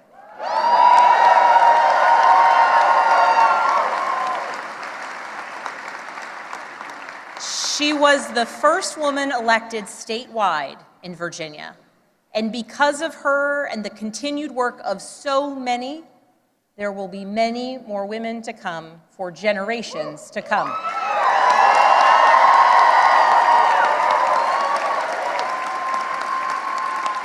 So now that the campaign is over, the real work begins, because this was never about just winning an election. It was about what comes next.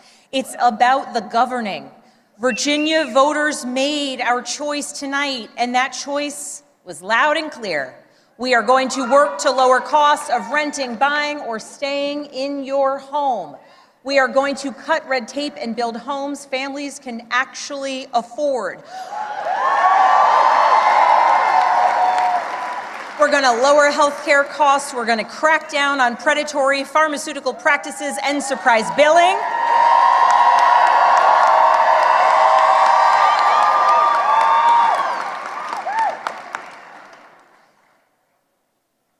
And we're going to produce more energy, and we are going to lower costs, and we're going to do it by producing more energy here in Virginia, and we're going to make sure that large utility users make sure that they pay their fair share.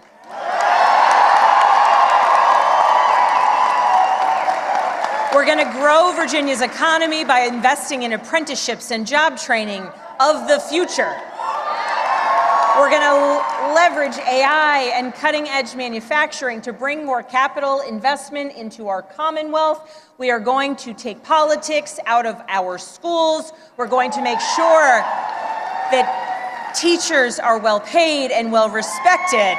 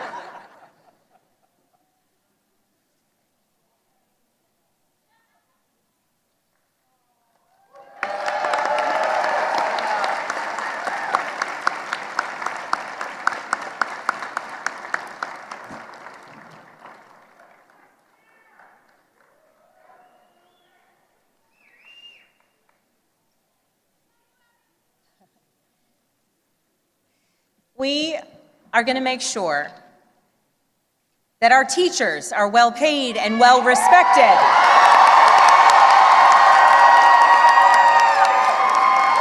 So that our students can focus on actually learning, and so that parents know that their children will succeed.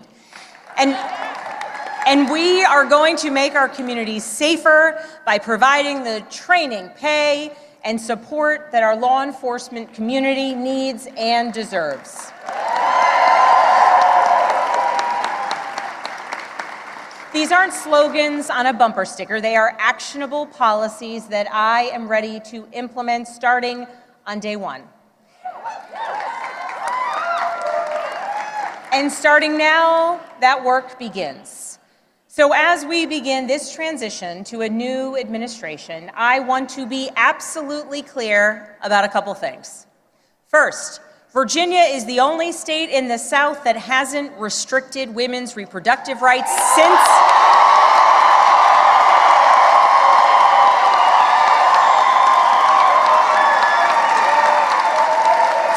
the Dobbs decision, and under my watch, it will stay that way.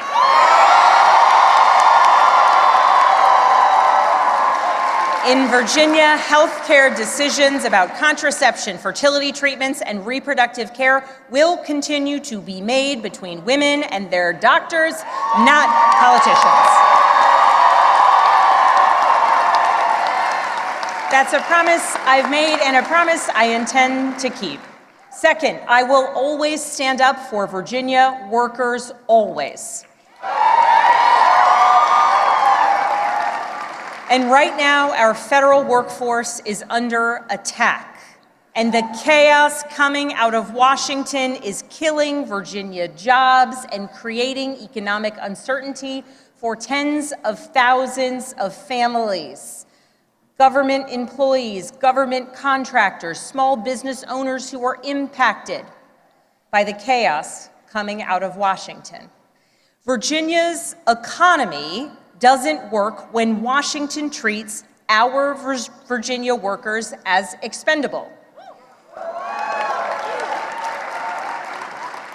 To those who have been impacted by the mass layoffs, by furloughs, by the hardships that you are experiencing, please know that I will direct the full power of the governor's office to support you.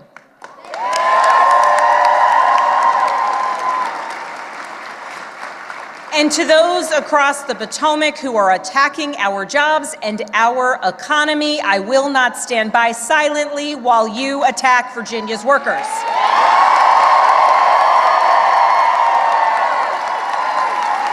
I will fight every single day for every single Virginia jobs, the ones we have now and the ones we will bring to our Commonwealth into the future. I will stand up to anyone who tries to harm our economy or the livelihoods of our Virginians.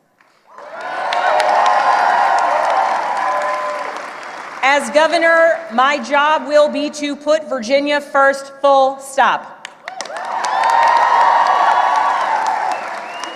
And tonight, as the governor-elect, I call on Congress, Republicans and Democrats, and our president to make real progress on bringing this shutdown to an end.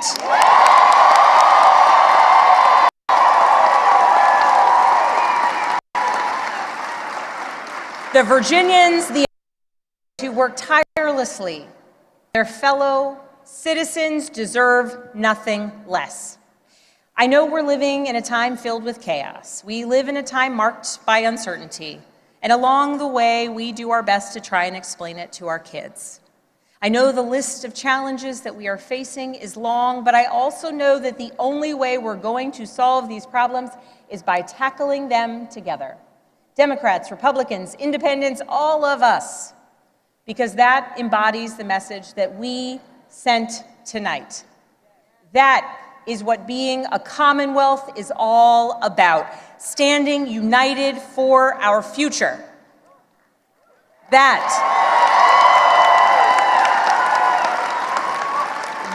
is what Virginia is about. So let's show the world what we're made of. Let's get to work. Thank you all so very much.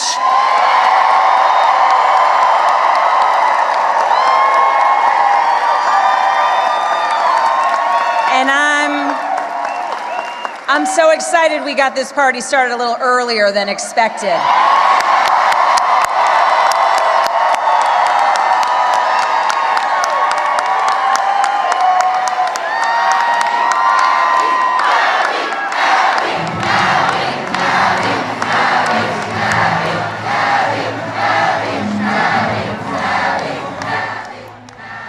Listening to Governor-elect Abigail Spanberger, the first woman elected governor in the Commonwealth of Virginia, giving an almost 30-minute speech there to an enthusiastic crowd. We saw a much more emotional, vulnerable Abigail Spanberger than we've seen many times in her political journey. Yeah, you had her daughters there, her three daughters, Claire, Charlotte, and Catherine, watching her. This historic moment. Yeah. That is a huge moment for their family. We keep talking about the first woman to serve as governor of Virginia. We're going to have the first gentleman. Yeah. Her husband there, Adam, who she pointed out as well. Really interesting to see. I mean, we saw especially a touching moment with her younger daughter, Catherine, when she said she needed to clean her room and she hadn't done it. And Catherine said, I'm working on it. I mean, that's a real quintessential mother-daughter moment. And maybe something that other moms and families across the country can relate to. And that's exactly what you're saying. It's more of a vulnerability she was sharing, which is never, usually most of the political leadership is very much controlled and contained, and you really don't express yourself. So that was a good side of it, and I really like that she said, I want to work with all Virginians at the same time on the Republican side. I hope that is the fact, and I hope she carries that message across, and we're able to unite Virginians or the leadership of our nation, or especially in Virginian state or the Commonwealth, to be able to really bring the relief that's needed. And I think a lot of work has to be done. And she being a one-time governor, as the term is only limited to one term, I think she has to really get going. But again, as we were discussing earlier, Governor Youngkin has really got the stage laid for her. We are flush with cash, and I think she can, I hope, keep it frugal and reduce our taxes. Flush with cash. Flush with cash. Yeah. Oh. All right. Look at that moment there, and it felt like traditional politics compared to what we've been seeing taking place across the country.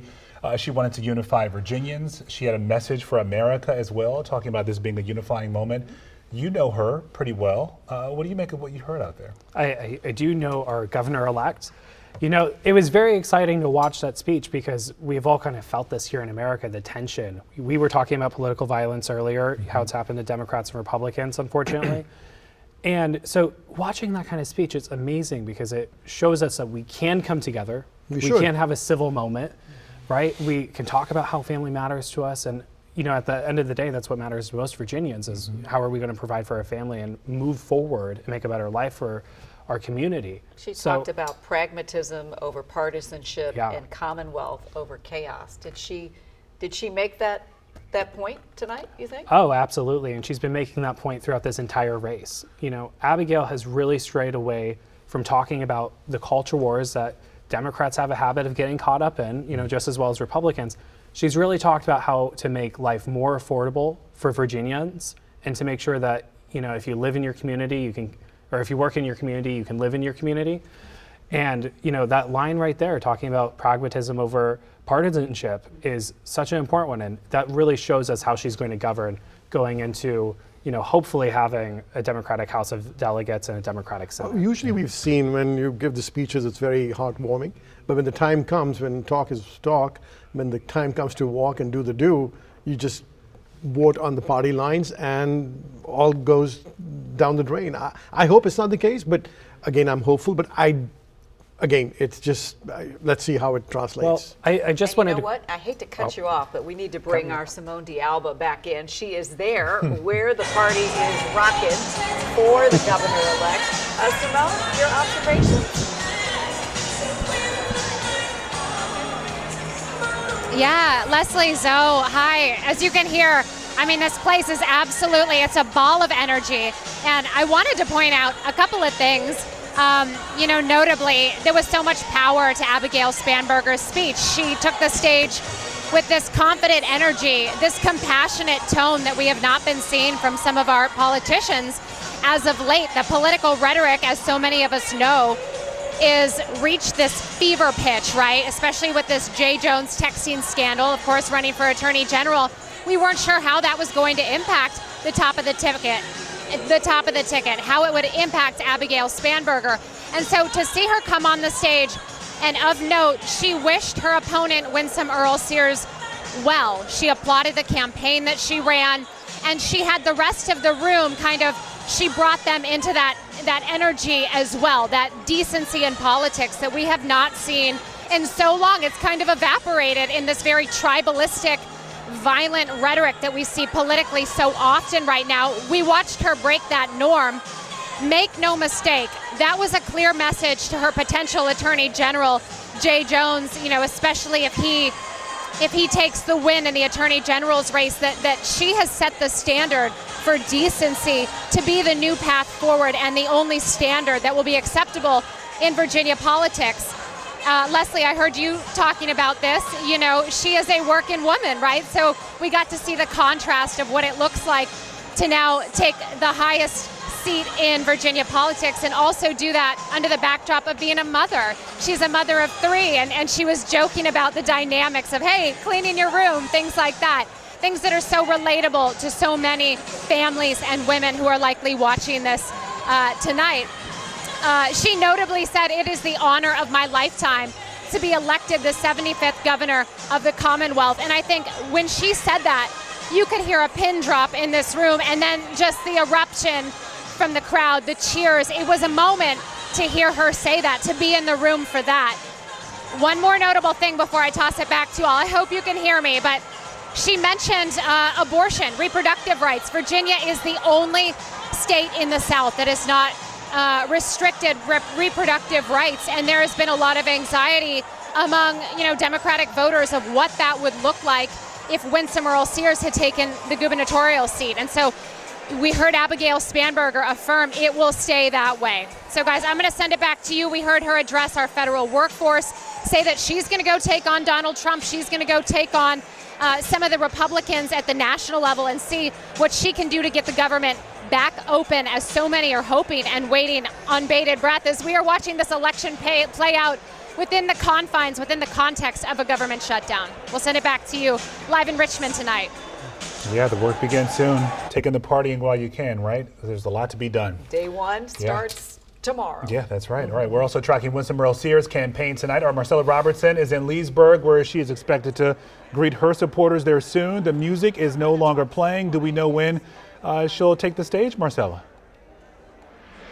Yeah, good evening to you both. It is definitely a much different mood here in Leesburg at the National Convention Center. Unclear right now when Republican Winsome Earle-Sears is expected to take the stage here, but her supporters here, a few more have trickled in since then, and they are just waiting to hear what she has to say. Obviously very disappointing for the people who came out to support her. I got a chance to talk to some of the voters out here, supporters, and they really said that this is just a disappointing night. Obviously not the outcome that they wanted to see, but I talked to them and asked them what it is that did not resonate with voters. And I think I heard you all talk about some of the issues, right, that Winsome Earle-Sears really hammered in her campaign, these culture wars, some of these issues that, yes, were important, but for everyday voters, it is the economy. It is the middle of a government shutdown. It is the 11 months of, DOGE cuts and federal impacts from the Trump administration that Virginians have been impacted by.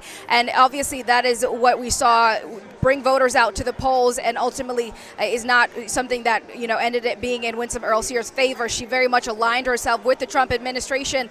And so this is, obviously not the outcome that her supporters wanted to see, but it is the outcome, obviously, that we have seen tonight. I want you to listen to one of the voters, one of her supporters, what she had to say after she found out the news that Abigail Spanberger would be the first female governor of Virginia. Take a listen.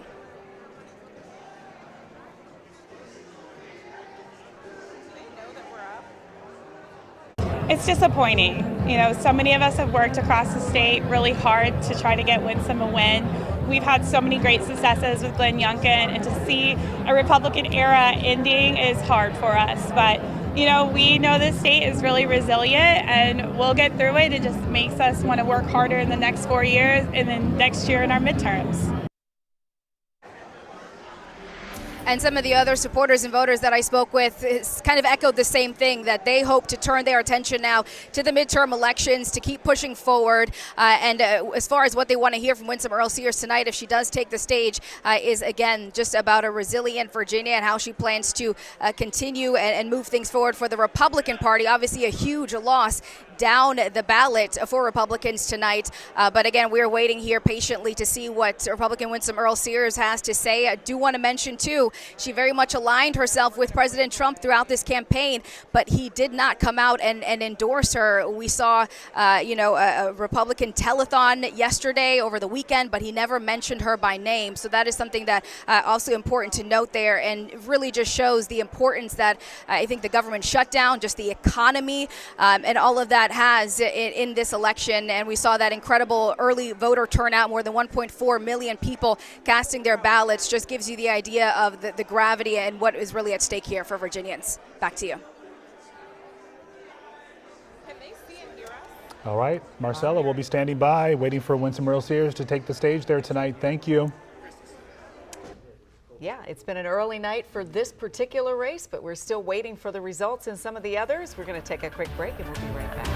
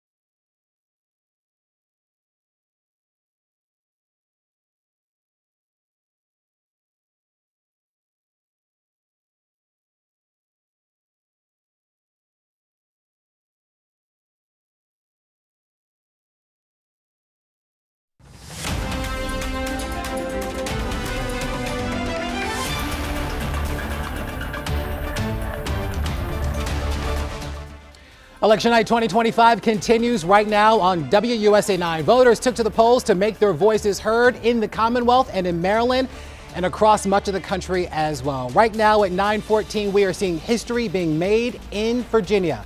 Former Democratic Congresswoman and CIA officer Abigail Spanberger projected to win the governor's race, making her the first woman to do so, beating Republican Lieutenant Governor Winsome Earle-Sears, becoming again the first female governor of the Commonwealth. Thanks for joining us on this election night. It is busy, no doubt. I'm Larry Miller, and we are continuing to get some election results on Virginia's governor's race. Let's take a look right now as we get you updated in terms of what is going on and what it means for you. The Democrats doing considerably well, more than 150,000 votes separate Spanberger from Earle-Sears. We're also staying on top of other big races in the Commonwealth as well. The AP projecting Democrat Ghazala Hashmi winning the lieutenant governor race against John Reed for lieutenant governor. For Attorney General, Democrat Jay Jones is facing Republican incumbent Jason Miyares. That election rocked by Jay Jones's texting scandal. Now, despite that, Jones has about a 60,000 vote lead over Miyares right now. But of course, it is still too early to call and things can change. Well, about an hour ago, the AP and CBS News projected that Democrat Abigail Spanberger became the first woman to serve as governor in Virginia, defeating Republican Lieutenant Governor Winsome Earle-Sears. We have team coverage tonight from both camps. Marcella Robertson is live in Leesburg tonight. We will get to her as well as Simone Diabo, who is also with the Spanberger camp. But let's go to our Matt Gregory. And Matt, let's talk about the numbers a little bit because I'm actually really curious about this. Okay. Because what we're seeing in terms of the performance of Spanberger tonight could be a test for Democrats as they try to move toward the midterms. In terms of specifically, what does the messaging look like? What does the ground game look like? And how do they take back the House, which is something they certainly want to do come the midterms? Walk us through the map in terms of what we're seeing and how Spanberger did and performed in a lot of those areas that maybe we didn't see Democrats do well in the past. Yeah, well, even though she's been projected to win, we don't have all the numbers in yet, but we can give you a taste of what Larry is talking about here. So number one, when we're looking at the numbers right now, she's about 56% of the vote and continuing as we're about 79% in. But compare that to Kamala Harris's campaign just a year ago. That was about 52% of the vote. If it holds, obviously that is good for Abigail Spanberger's messaging, but we always have to couch that in the terms of Virginia being a state that is so closely associated with the federal government. We may be more affected by how people feel about the shutdown than, say, other states coming into the midterms next year. So that could be something to roll. Just something to keep in mind as you're going through it. Taking a look, though, at where she performed well, she performed very well so far in the normal places, Northern Virginia, portions of Hampton Roads, even over here in little Northampton County, which is just south of Accomack on the Eastern Shore. That's usually a very red area that we see.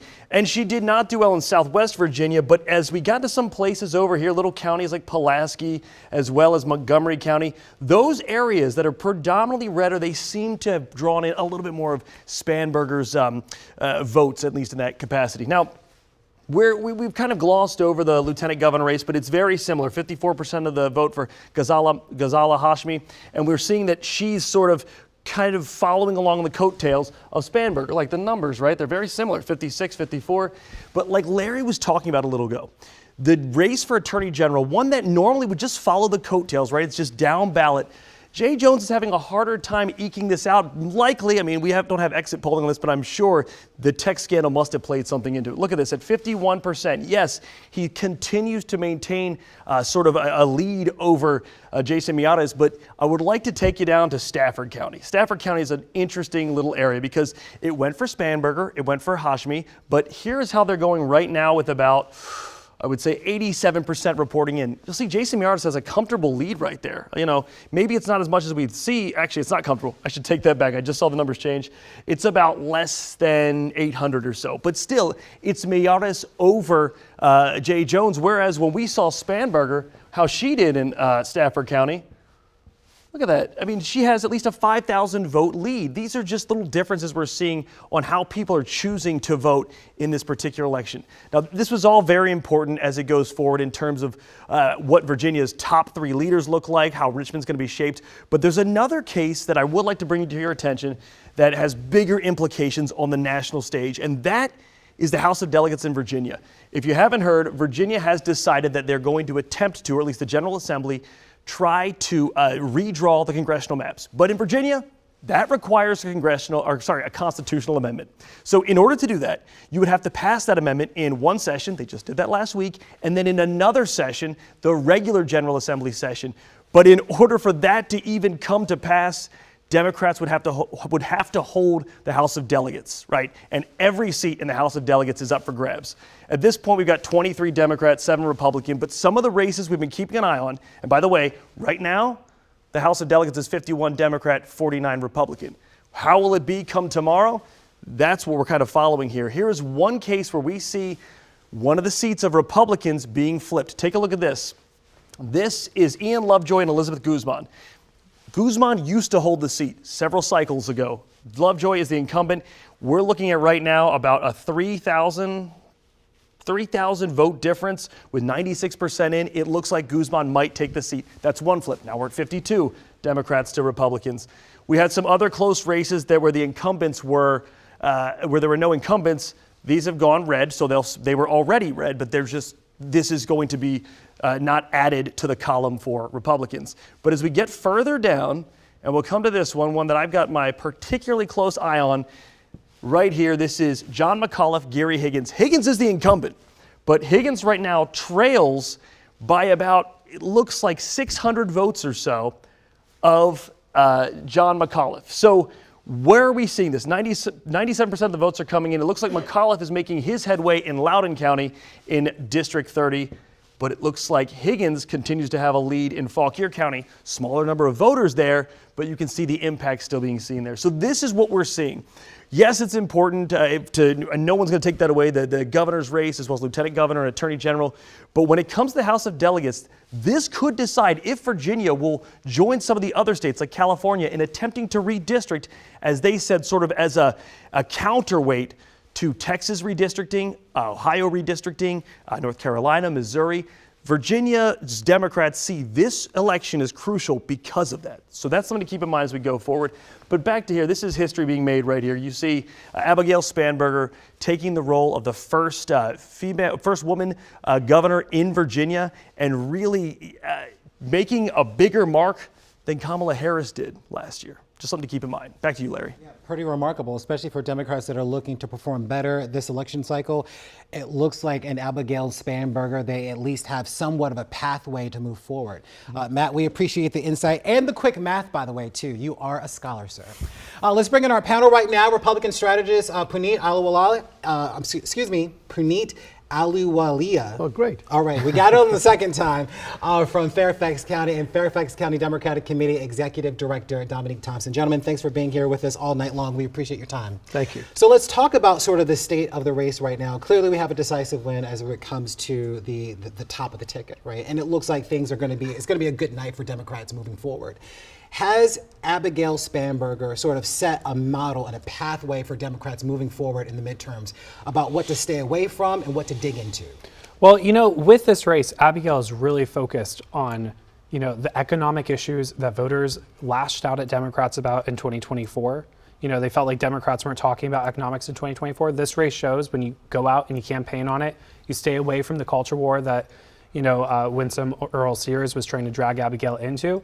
Democrats can win, even in a swingish state like Virginia at this point. So ultimately, she's setting a model that if you go out there and you talk about making life more affordable for the, working families that we have throughout the United States, particularly in Virginia, that you can win. And it is a model for Democrats going forward. How effective is that going to be? I mean, because you can only dodge a question but for so long, right? And during the debate stage, she made no mention of sort of the issue regarding trans kids in bathrooms, right? Which is huge in Northern Virginia, something that she certainly shied away from. A person can only get away with that but for so long along the campaign trail. Do you think that Democrats should be kind of looking to this as a way to move forward, that we should just sort of duck and dodge these issues when they come up? Well, Abigail didn't necessarily duck and dodge the issues. She might not have addressed the question either. She didn't address it on the debate stage, but she talked about it somewhat during the campaign in response to the Republican campaign, Winsome Earle-Sears, who focused very heavily on the issue of trans students. But, Abigail has shown that what voters really care about is their pocketbooks.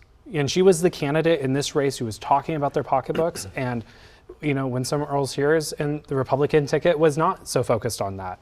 So I think that it still creates a model for talking about the economic issues that impact people and staying away from the culture war issues that we get trapped in. All right. It was the economy that helped President Trump win a second term.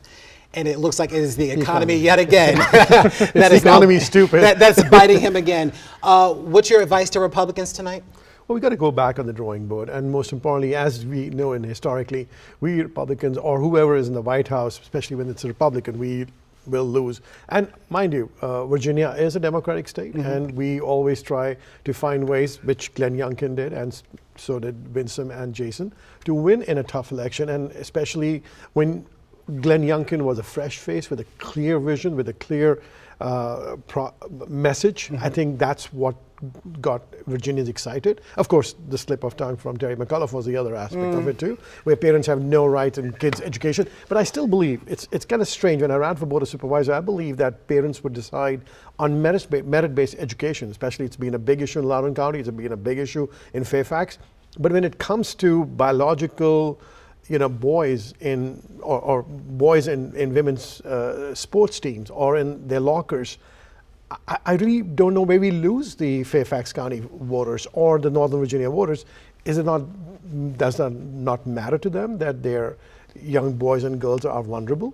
And I think that's the conversation that we need to have very openly as a nation, as so about for abortion too. When is the right time to have abortion? I think we need to come as a nation together, and at the same time on immigration issues. These are important, sensitive issues that, yes, pocketbook issues, economy is very important, and yes, the shutdown has been extended, which has caused more pain on Northern Virginia federal businesses and their workers, and the federal workers, and that's politics combined with well-articulated and well-funded campaign for Spanberger. In other words, she had double the amount of money which Winsome did not have. Well, listen, people talk about money all the time, and I also want to kind of go back to 2016 when Hillary Clinton out-fundraised President Trump 2-1, right? And he still did better. He still won, right? So money goes but so far when we think about an election. I agree completely. But again, we had a lot of headwinds for Winsome Sears because of the President Trump being in the White House. And let me go to Winsome Earle-Sears, who is now speaking, I believe, in Leesburg. Let's listen in.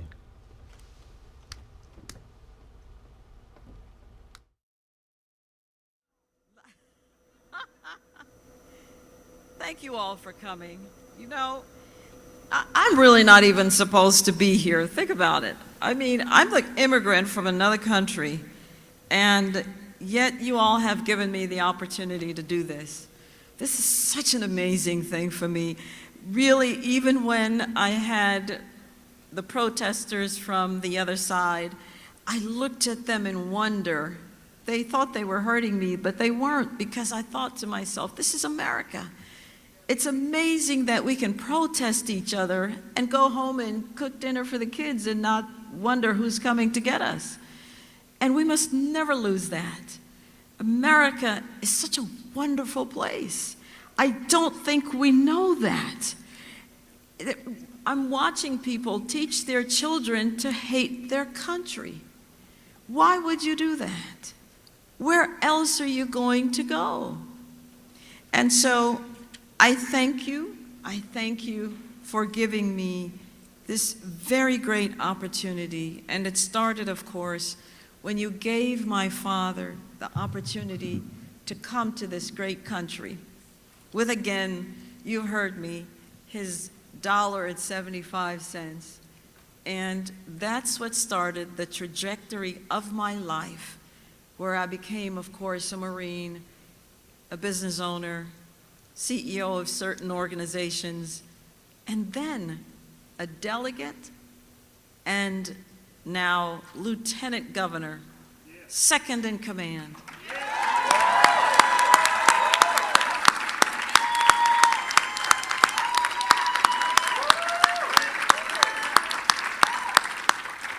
Now, I have to tell you, I am like everyone. I wanted to wait until every single ballot was counted. It's just because I have faith. And I wanted to wait. I wanted to wait because I know that God had called me for this purpose. And so remember now that God has called prophets, and sometimes the prophets were even beaten and some of them were killed. And so we understand that victory to the Lord looks a lot different than what we think of as victory. Victory starts with obedience. Obedience. Never forget that. So, before I say anything else, although I've said everything, I want to thank you because you believed in me. You who voted for me and who worked so hard to make our dream for Virginia come true. I still want to continue to thank God for this journey and His grace that brought me again to this wonderful country, this wonderful Commonwealth. And a special gratitude goes to my family, my wonderful husband of 39 years. And my wonderful children, Janelle and Katja.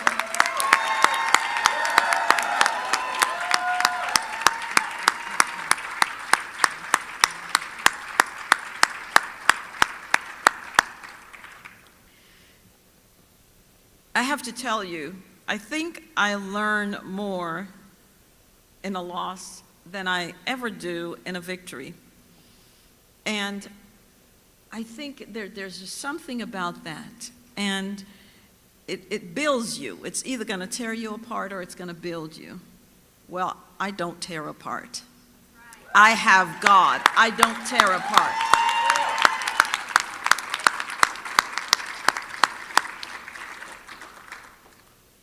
I don't think we came up short.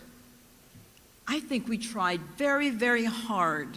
So many had counted me out for so long, and it's an amazing thing to watch. And we just kept plugging and plugging, and so I want to say to our young people here, remember that life has ups and downs. You must never stay down. There is nothing down there. You must always rise. It's one life that you have, and it must be lived to the fullest. Your life has purpose. You have purpose.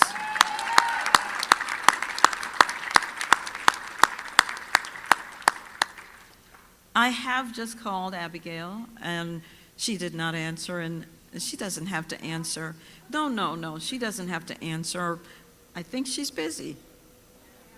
So it went to voicemail, and I left her a voicemail, and I asked her to please consider all of us Virginians, that she will represent all of us and not just some of us.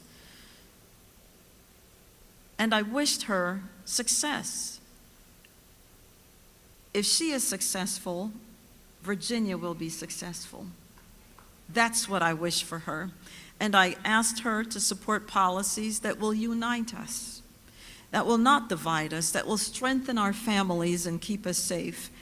And that if I can ever be of help doing that, I'm here. I'm ready to volunteer. After all, apparently I have nothing else to do. But volunteering isn't something that's new to me. I mean, I ran a men's prison ministry, one of the best things I think I've done, apart from my husband, my children, etc. And then, of course, when I also ran a women's homeless shelter, just the fact that I would be able to shape lives, to tell them, you're not done yet. You're done when you're in the grave.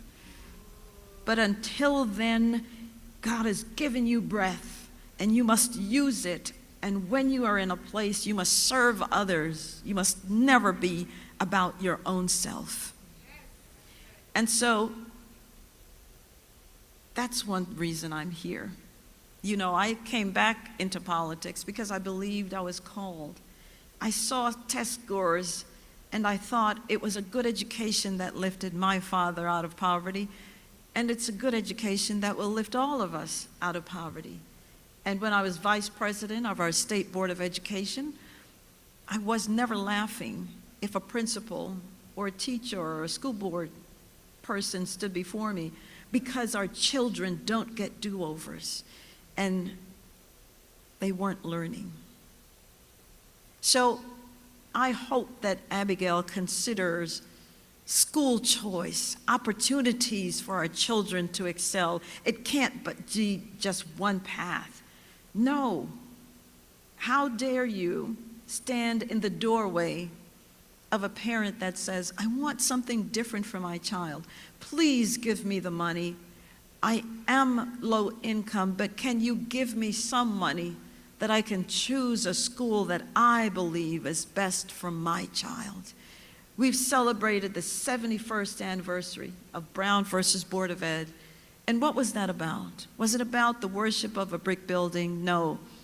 It was about the parents being able to decide where to send their children to school. That's still the option that parents want to have. Folks, I ran a race, again, based on foundational ideas that would, well, repeal the car tax, protect our girl children especially, and not create sexual trauma for them in bathrooms and locker rooms and in their sports. And I ran a race to expand our economy. When I had my business, it thrived. I started my business in the Great Recession. We did very well in a recession. And then COVID came, and we did very well in COVID as well. But it was the decision of the then governor that caused my business to close. And so it matters who the governor is. Policies matter. And to be safe matters, because to be governor is to have the other title of commander-in-chief. And the first job, I believe, of any governor is to keep the people safe. If you don't have safety and security, you have nothing. And so I'm not going to give up. Have you given up? No. No, you must not. My opponent, Abigail, ran as a moderate. If she governs as one, then she will unite us and she'll heal our divide and win our support. I hope and pray she does. But all should note, I don't consider this a loss, because remember, I've always said this, I'm a Christian first and a Republican second, and that's the way it always will be, because no political party has ever given their life for me.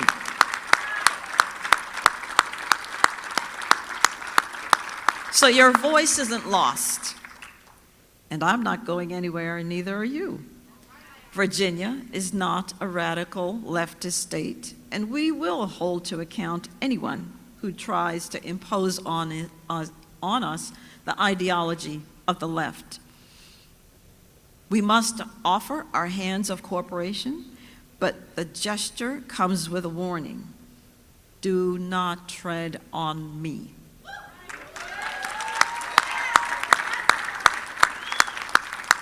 The wind belongs to God. He has ordained all that is and will be, and He wants His children to live in peace. Let us do so. Let us come together tonight as Virginians with goodwill in our hearts, filled with the hope that comes with the new day. We must pray for Abigail. We must pray for our government. You are the government of the people, by the people, and for the people. We must pray for our state, and we must pray for our country. God has used us for His purposes. We answered the call and gave it all we had. We have no regrets. No matter what comes next, big or small, we still pray, "Here I am, Lord, send me." So, don't give up. We must never give up. To give up is to give up. May God continue to bless you, and may God continue to bless our cherished Commonwealth of Virginia. And may God bless these great United States. Thank you so very much for investing in me. Thank you so very much. Many of you, and I want to finish here, you carried me. You sent in $5 and $10 and $15, and you thought that that was nothing, but you don't understand what you did. I got a check for $3, and it reminded me of the woman with the 2 mites, and that was all she had. She gave above and beyond. And those $5 and $10 and $15 and $25, they afforded me the ability to have, averaging every day, almost $250,000 to $300,000 a day. Without those $5, I would not even have been here because I had no money until other harder dollars came in. So don't ever think that you can't do anything. $5. As we say in Jamaica, every mickle makes a muckle. So I hope I continue to see you on the campaign trail. I hope I continue to see you, because you must understand, you have been given the opportunity to choose your government. Be a part of it. And if it's not helping someone who is the candidate, become the candidate yourself. Become the candidate yourself. So, thank you all. Thank you, and have a great night. God bless you.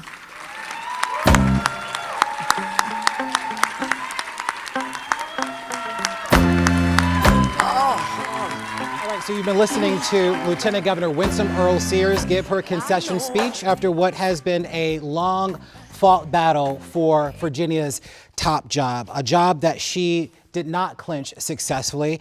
Though she talked about a lot of things, she made clear, one, that she wanted to wait until all of the votes had been counted, said that God had called me for this purpose, and that you learn more from a loss than, in fact, that you do from a win. Typically in votes like this, we learn whether or not this could potentially set someone up for the future. We will kind of dissect that in a bit. I want to get to Marcella Robinson, who is actually in the room. Marcella, you have spent some time with this campaign, tracking them for weeks now. Give us a sense of sort of the mood in the room and whether or not people in the room believe that there is a future for Winsome Earle-Sears after this. Yeah, Larry, good evening to you. Well, you just heard that concession speech there. Lieutenant Governor Winsome Earle-Sears on stage with her husband, her 2 adult daughters. And I have to tell you, we really saw a very different tone from her, a very vulnerable tone from her. She said that, you know, the message really tonight and what we heard from her is that she hopes that the Virginia as a state can move forward in a sense of unity. And she said that she called Democrat Abigail Spanberger, the now governor-elect of Virginia, and said she left her a voicemail wishing her success. And she said in that voicemail that she hopes Spanberger will consider all Virginians, not just the ones that voted for her, but consider all Virginians and the ones that she hopes will represent everyone. So that's something important to note. She also noted that she hopes Spanberger, again, will focus on uniting Virginians and focus on policies that unite Virginians. Of course, we have taken a much different tone here throughout this entire campaign. We saw contentious ads. We saw, those culture wars topics that really divided a lot of Virginians. But again, a much different tone from Winsome Earle-Sears here tonight as she took the stage. She talked about how grateful she was for the opportunity to even be here to begin with. Something that she has, talked about quite a bit is that her father was an immigrant from Jamaica. He came here to the United States with just $1.75 in his pocket, and the fact that she was able to stand up here as the Republican nominee for governor, the lieutenant governor, served a second in command in Virginia, is something that she says she will forever be grateful for.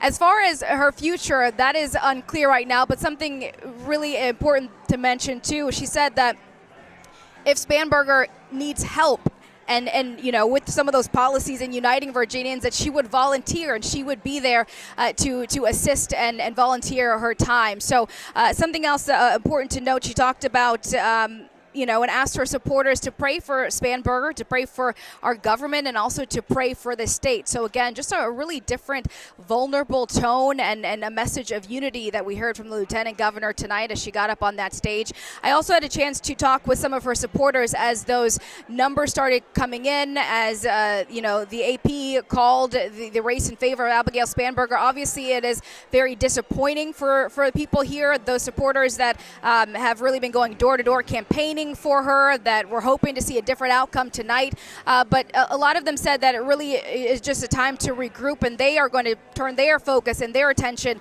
to the midterm elections now. Take a listen to what some of them had to say.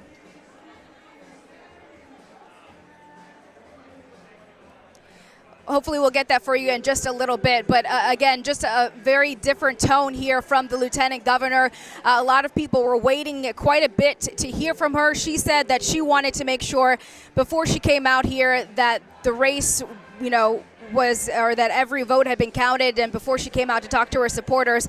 But there we had just about a 15-minute speech or so, and again, a very different, vulnerable tone from Lieutenant Governor that we had really not seen much throughout this campaign. Larry?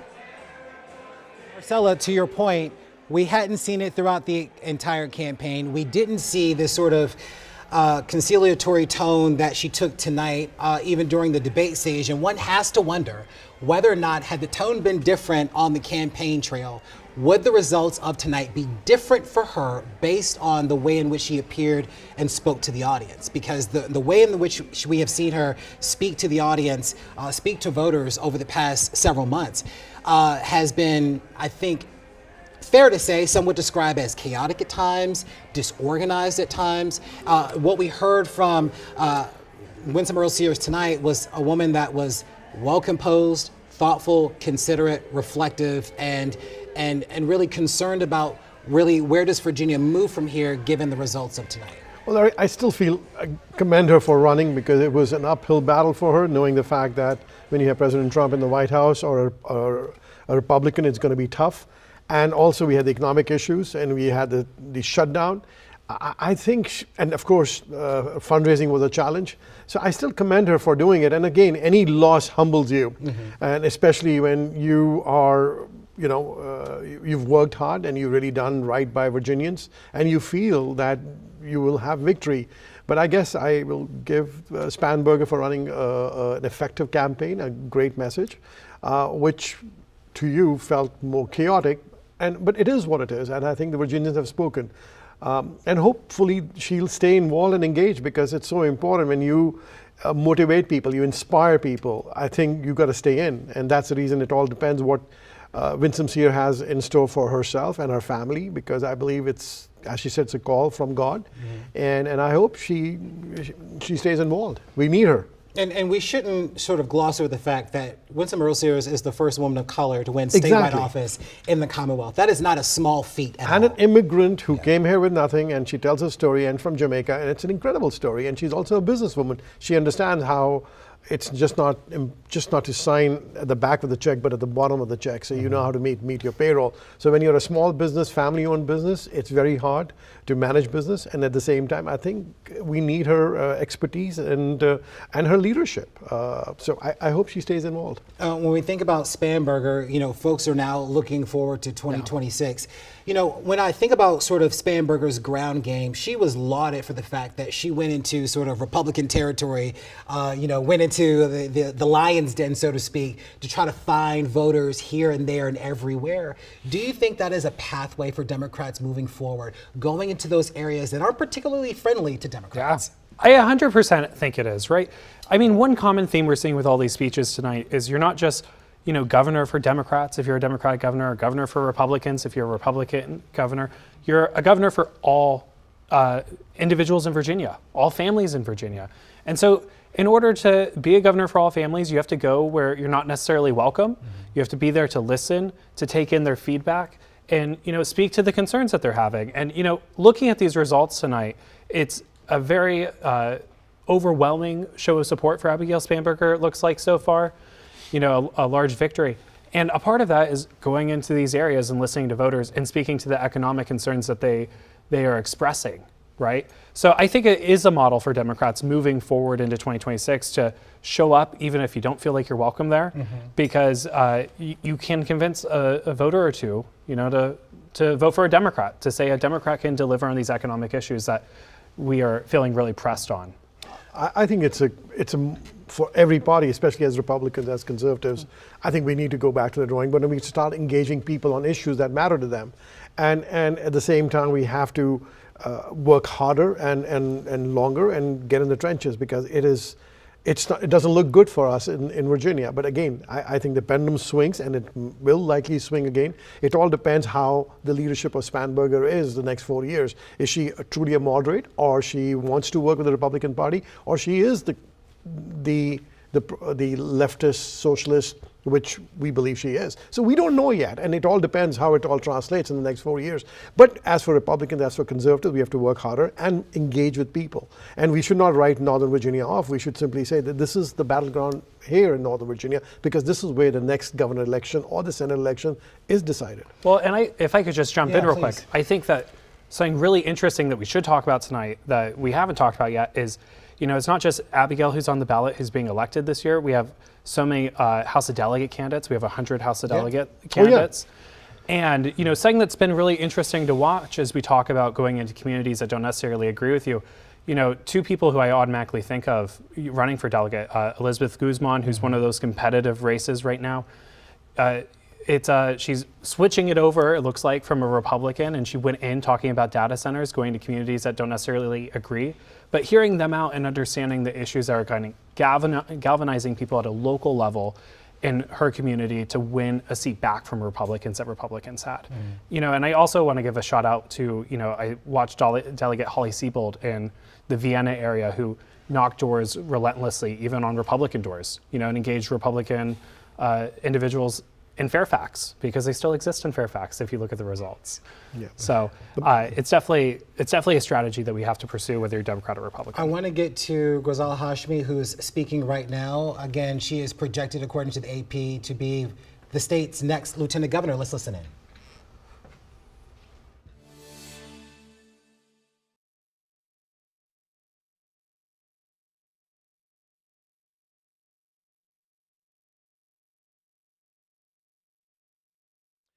All right, so we're still working on getting her audio situated, and once we get it, you will certainly hear it. But, I want to think about when we talk about those issues that are important, right? Spanberger spent a lot of time talking about the economy, making sure that people understood what is at stake here in the Commonwealth. Federal jobs that have been on the line, businesses that work in the Fed space that are being adversely affected. Not at one point did she talk about sort of trans kids in bathrooms, and when she did, she kept punting it back to communities. Well, that's something that you decide. Those are conversations that you need to have. Let's go back to Hashmi. I believe we don't have her. Okay, so it looks like she's finished talking. We missed that speech. We'll play it back for you on our website, WUSA9.com. But I want to get back to my question. Does this put to rest the argument that looking at and talking about the issue or the controversy surrounding trans kids at bathrooms is in fact a winning issue on a campaign trail? I don't think it's a winning. It's an important issue. It's a conversation that we need to have, because it impacts all our kids. Doesn't really matter if you have a son or a girl.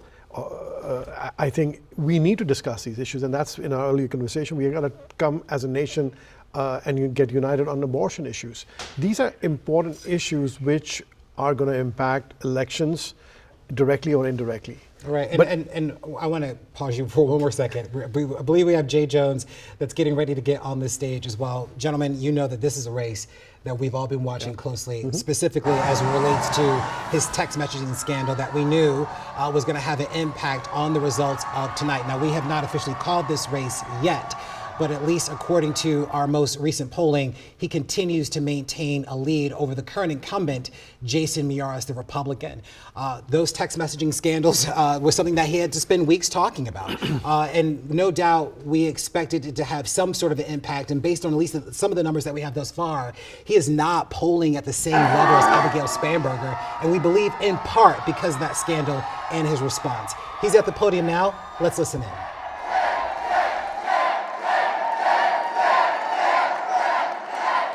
Thank you, thank you, thank you, thank you, Virginia. Let me first start by thanking Jason Miyares for his service to our Commonwealth. In the weeks ahead, I look forward to sitting down with him to talk about where we can work together to do what's best for this Commonwealth. I also want to thank my family. Thank you to my rock, Mavis Jones.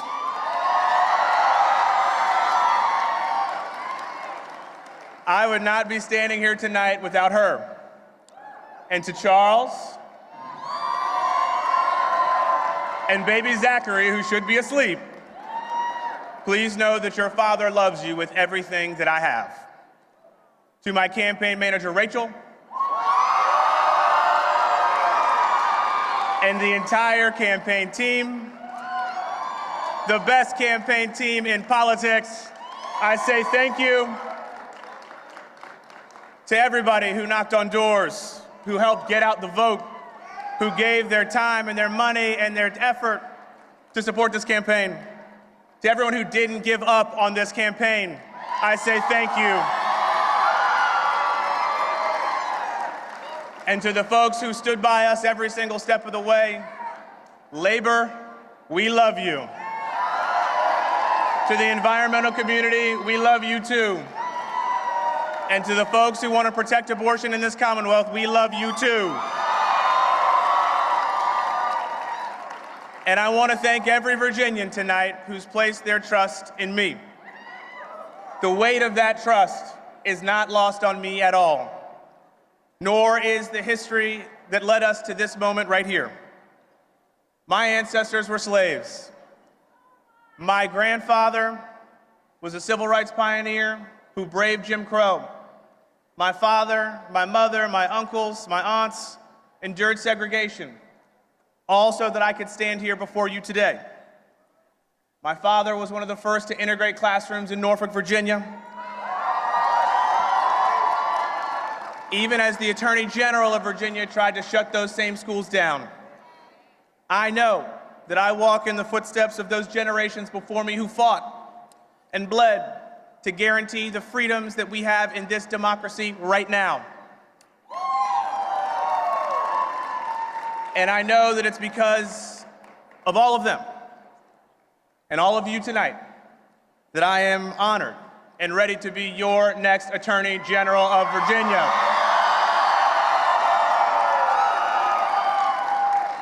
The first Black person bestowed with this awesome responsibility in the history of this Commonwealth. Now, you all know this was a hard-fought campaign. But at the end of the day, this election has never been about me or my opponent. It has always been about every single one of us and the future of Virginia. And this election, this victory, is for you and for every Virginian who is lying awake right now. Not because they're following along with these election returns, but because they're worried about their future, for themselves and for families just like mine. We have big fights ahead of us. Our Commonwealth and our country will continue to be tested. But tonight I make this pledge to every single Virginian. I will never, ever stop fighting for you. I will defend the rights of every single Virginian. I will protect our jobs, our health care, and our economy from Donald Trump's attacks. I will take on those big corporations that have controlled our politics for far too long and lower costs for Virginians once and for all. And I will always work to keep our families and our communities safe. And I will always work to protect a woman's right to an abortion here in Virginia. Donald Trump, MAGA, and those corporate special interests believe that Virginia's government should be beholden to them. But tonight we send a loud message to them and to every single person across this country. Virginia belongs to the people. Together we stand firm against the people who would take us backward. We will use tonight as a springboard to reject the politics of divisiveness and division. and we will build a brighter future for every single Virginian. That is our mission. That is our charge. Thank you so much. I look forward to the future with every single one of you. I appreciate you. May God bless every single one of you in this Commonwealth. Thank you so much.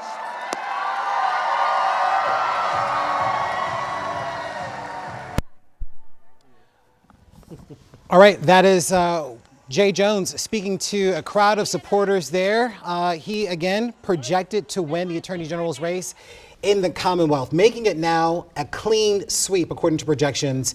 Governor's race, Lieutenant Governor, and the AG. We heard a lot from the Attorney General-elect.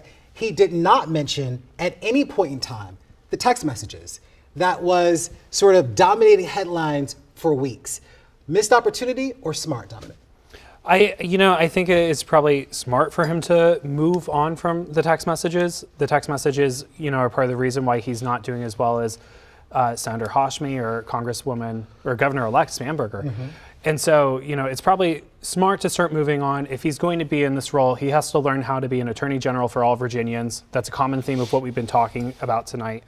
And so it's time to move on and show Virginia what you want to do for it, and not just, focus on the scandals that, kind of plagued this campaign. He has to find a way to work with Abigail Spanberger and with, the House of Delegates to help move forward Abigail's agenda.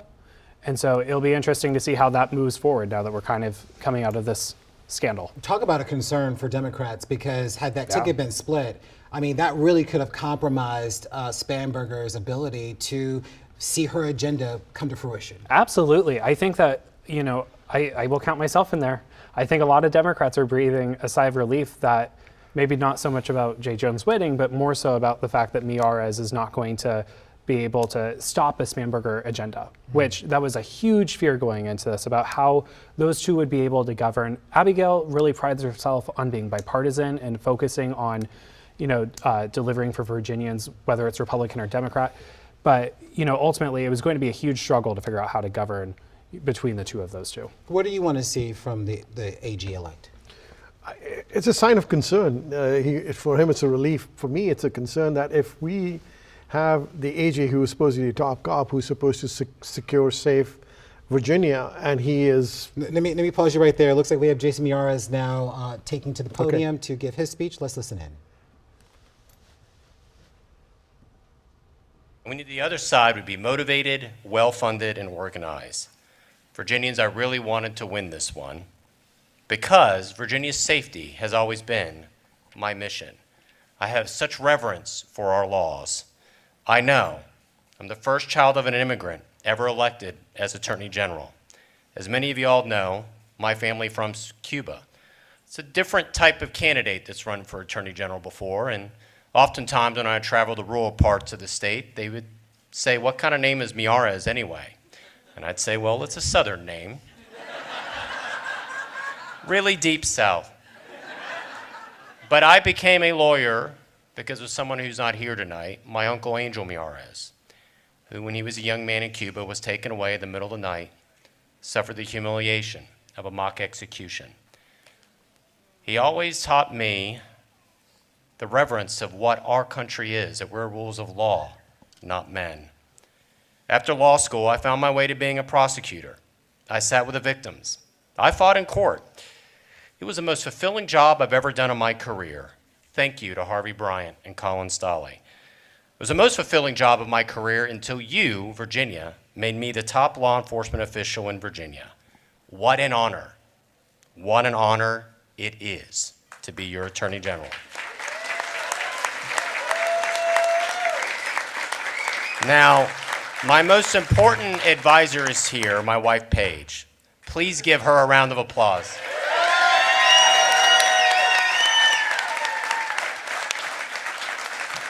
She's my most important advisor, and she's the CEO I most admire. Please also give a round of applause to the diamonds of my heart, my daughters, Gabriella and Sophia. My daughter, Elena, is at dress rehearsal tonight. She can't be here, but thank you all.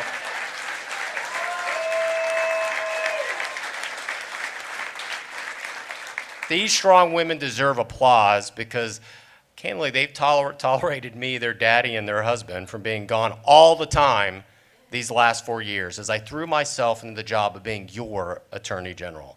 They knew serving Virginia was a calling and an opportunity. I'm so grateful that my family embraced it.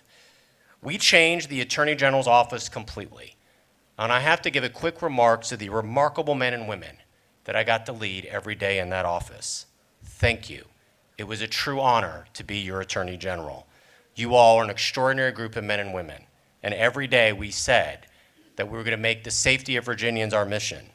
The Attorney General's office we inherited was weak and a soft office, focused more on politics. But we made it focused on where the victims should always come first, where crime fighting was our #1 priority and public safety was the objective every day that we worked. I would not have been able to do what we did, like Project Ceasefire, which flooded our highest crime areas with crime-fighting assets and prosecutors, and it worked. I am so proud of the work we've done, being the #1 state in the drop of addiction deaths of any state in the entire country. Thank you. We stood with law enforcement, and we made it clear. We made it clear so as long as I ran the office of the Attorney General, yes, we would back the blue. Police knew that if they did their jobs, I had their backs. That's the only way to keep our law-abiding families safe in their homes and on their streets. But getting tough is not just about prosecuting and policing. It's also recognizing that the family unit is the key to our safety and security, and realizing the Commonwealth of Virginia has to do the right thing and set the right example. We went after those fentanyl dealers and prosecuted enough fentanyl off the streets of Virginia that would have saved the lives of 7 million Virginians. We launched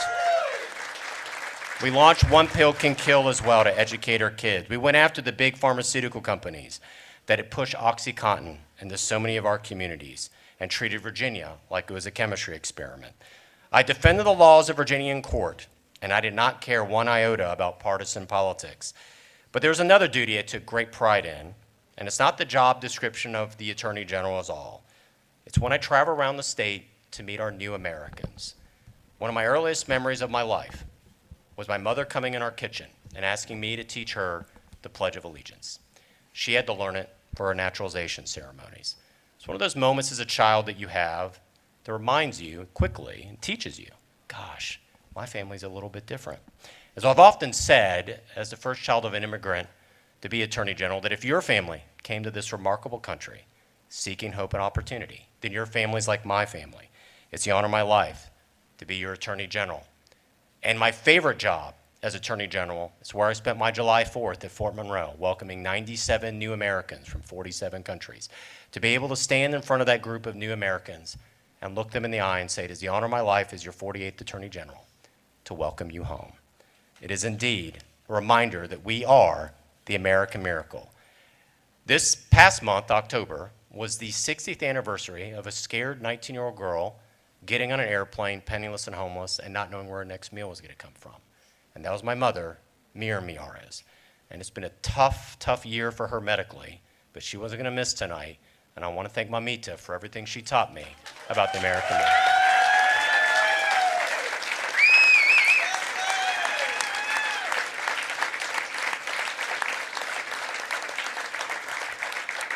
She faced down Castro and so much in life, and she's been an incredible example for me. Now, one of the things I'm most proud of about this campaign is that we won so many votes from the freedom seekers of Virginia.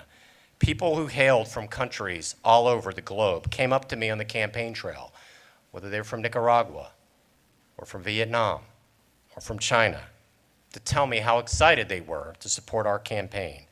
And I was honored to have their confidence. And I will work to keep these new Republican voters in my party every day after today. Listen, Virginians, politics is like a pendulum. The public sentiment swings one way and then the next.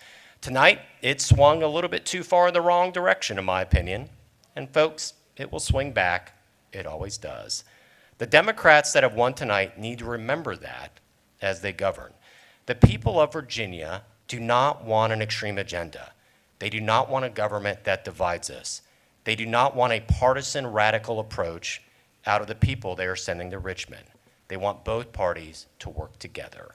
I keep a sign in my office in Richmond. I see it every day when I sit at my desk. It's my favorite quote from Thomas Jefferson, and it is this: I have never found a difference of opinion in politics, in philosophy, or religion as cause to withdraw from a friend. It's just the idea that we're so much more than our political divides. We are Americans. And a wise Marine once told me that if you walk at Arlington National Cemetery and you see those crosses and those stars of David's, you do not see an R or a D next to anyone's name. And to never forget that someone that thinks differently than you politically has literally died for this remarkable country.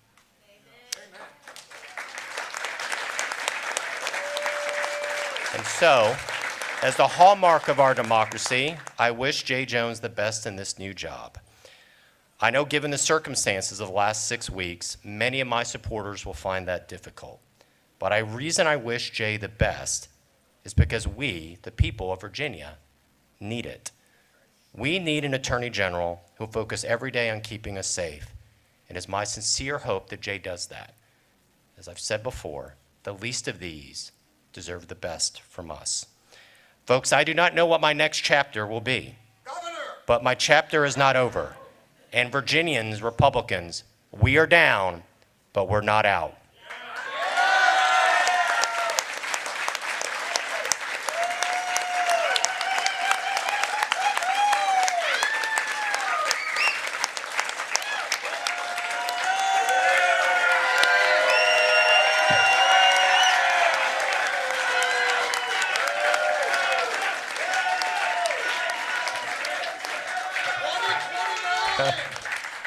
I will always fight for what is right and just for Virginia every day between now and the day my successor is sworn in.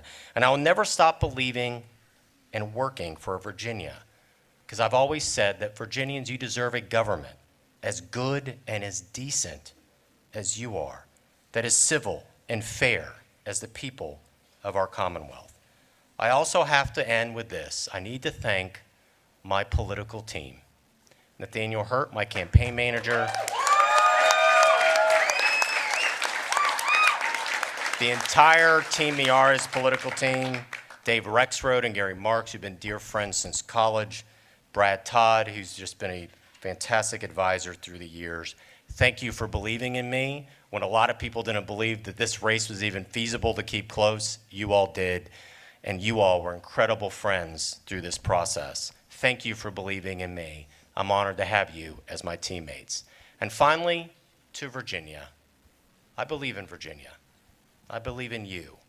I've been so honored to serve in this role. I'm so honored by every Virginian that stood with me, that would come up to me whenever I just run to the grocery store and say, I'm proud of you. I'm praying for you. It meant so much to me. I'm so humbled, Virginians, by your persistence, by your decency, by your goodness. It has truly been the honor of my life to be your Attorney General. Thank you. We'll see you in the future. God bless you.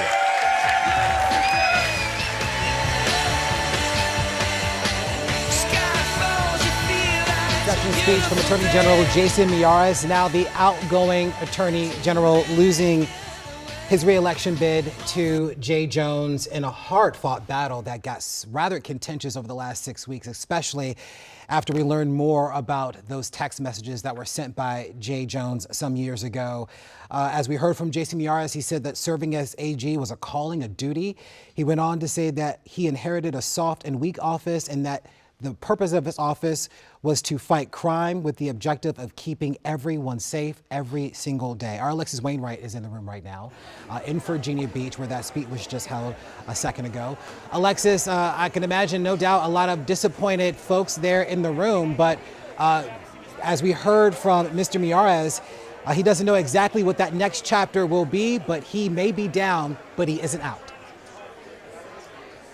Yeah, Larry, that's exactly right. I can tell you that the mood here has dramatically changed within the last 10 to 15 minutes or so. I can tell you all eyes were on the screen trying to see who the projected winner was going to be. And once that news was out, a lot of people kind of changed their mood. They were sad. They were disappointed in those results. Now, as you mentioned, we just heard from Jason Miyares, and he did say that he wanted to congratulate and send well wishes to Jay Jones, and he admitted that he knows that some of his supporters don't want to hear that, but he says it's important because they need to make sure Virginia has an attorney general that keeps everyone safe. He also said, as you mentioned, it's an honor for him to be able to serve as attorney general, and a lot of the points in his speech, we heard people cheering and congratulating him. It turned into a celebration of what he's done over the past couple of years as attorney general. So again, a lot of people disappointed here in the room. They weren't expecting for this speech to happen and for him to concede in this race. And even Miyares said at the beginning of his speech, he said, I wasn't thinking I was going to send this message, but here we are at this moment. So again, a lot of people still trying to wrap their minds around what exactly happened in this race. Many people were confident, just as he was in the beginning of this night. So a lot of people still disappointed at this moment. And as you said, he sent a reminder to Democrats saying that they must remember that they have to work together with Republicans moving forward after what we've seen with the results in all of these big races happening here in Virginia. Now, he says he doesn't know what's next for him, but he says that it's not over for him just yet. He says Republicans are down at the moment, but they are not out. And you heard a lot of people cheering and celebrating that statement that he made. So, of course, not what people projected here. People are disappointed, but a lot of them believe that nothing is over when it comes to the Republicans moving forward. So, Larry, we'll stick here and update you as we learn more. But for now, again, the mood has changed. Yeah, no doubt the mood has changed, but certainly it was a race well fought and probably the most competitive out of the top three in the ticket, given the recent developments that we saw with Jay Jones. But in the end, Jay Jones was able to pull out a rather decisive win after what was a no doubt shocking scandal regarding text messages sent some years ago. Our thanks to Alexis Wainwright on that. We do want to let you know the AP also reporting that Zohran Mandabi will be the next mayor for the city of New York as well. Mikey Sherrill will also be the next governor for New Jersey. So Democrats picking up a lot of wins tonight, and there will be a lot of we should say jockeying the next day in terms of where do Republicans go from here and what does that look like for 2026 and their agenda, and what signal does this send to the White House in particular? More on that coming up after this.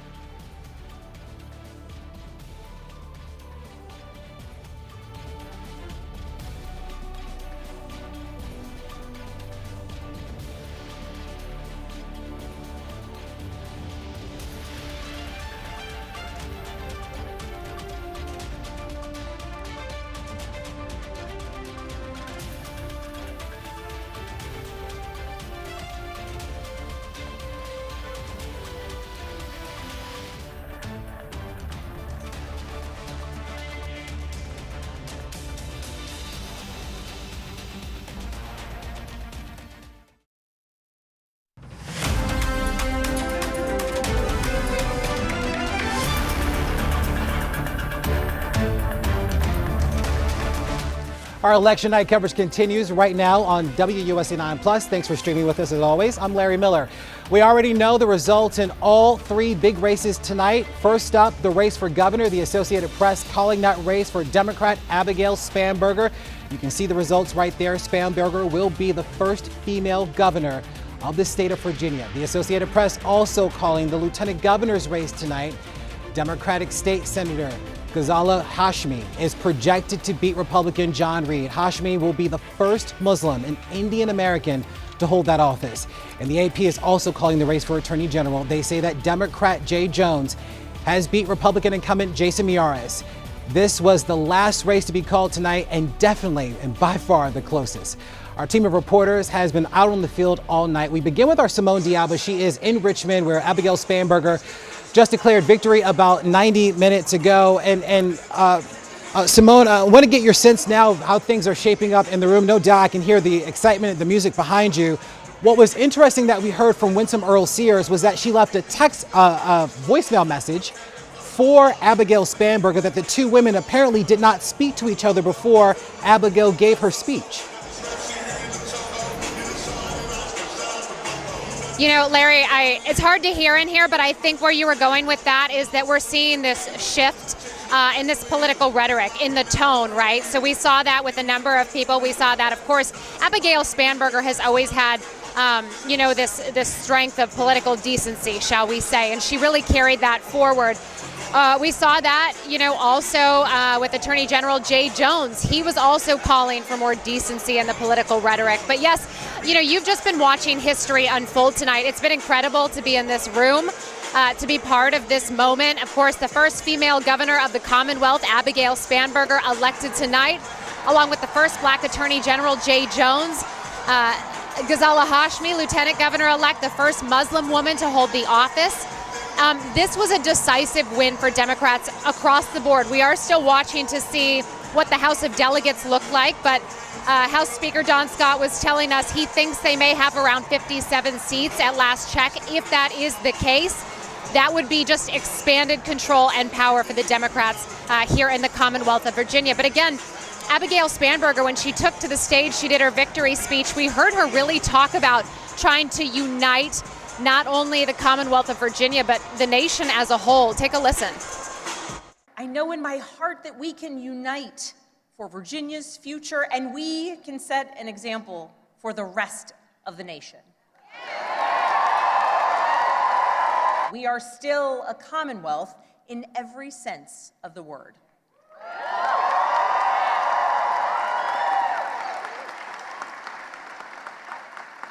We are built on the things we share, not the things that pull us apart. And I am proud that our campaign earned votes from Democrats, Republicans, independents, and everyone in between.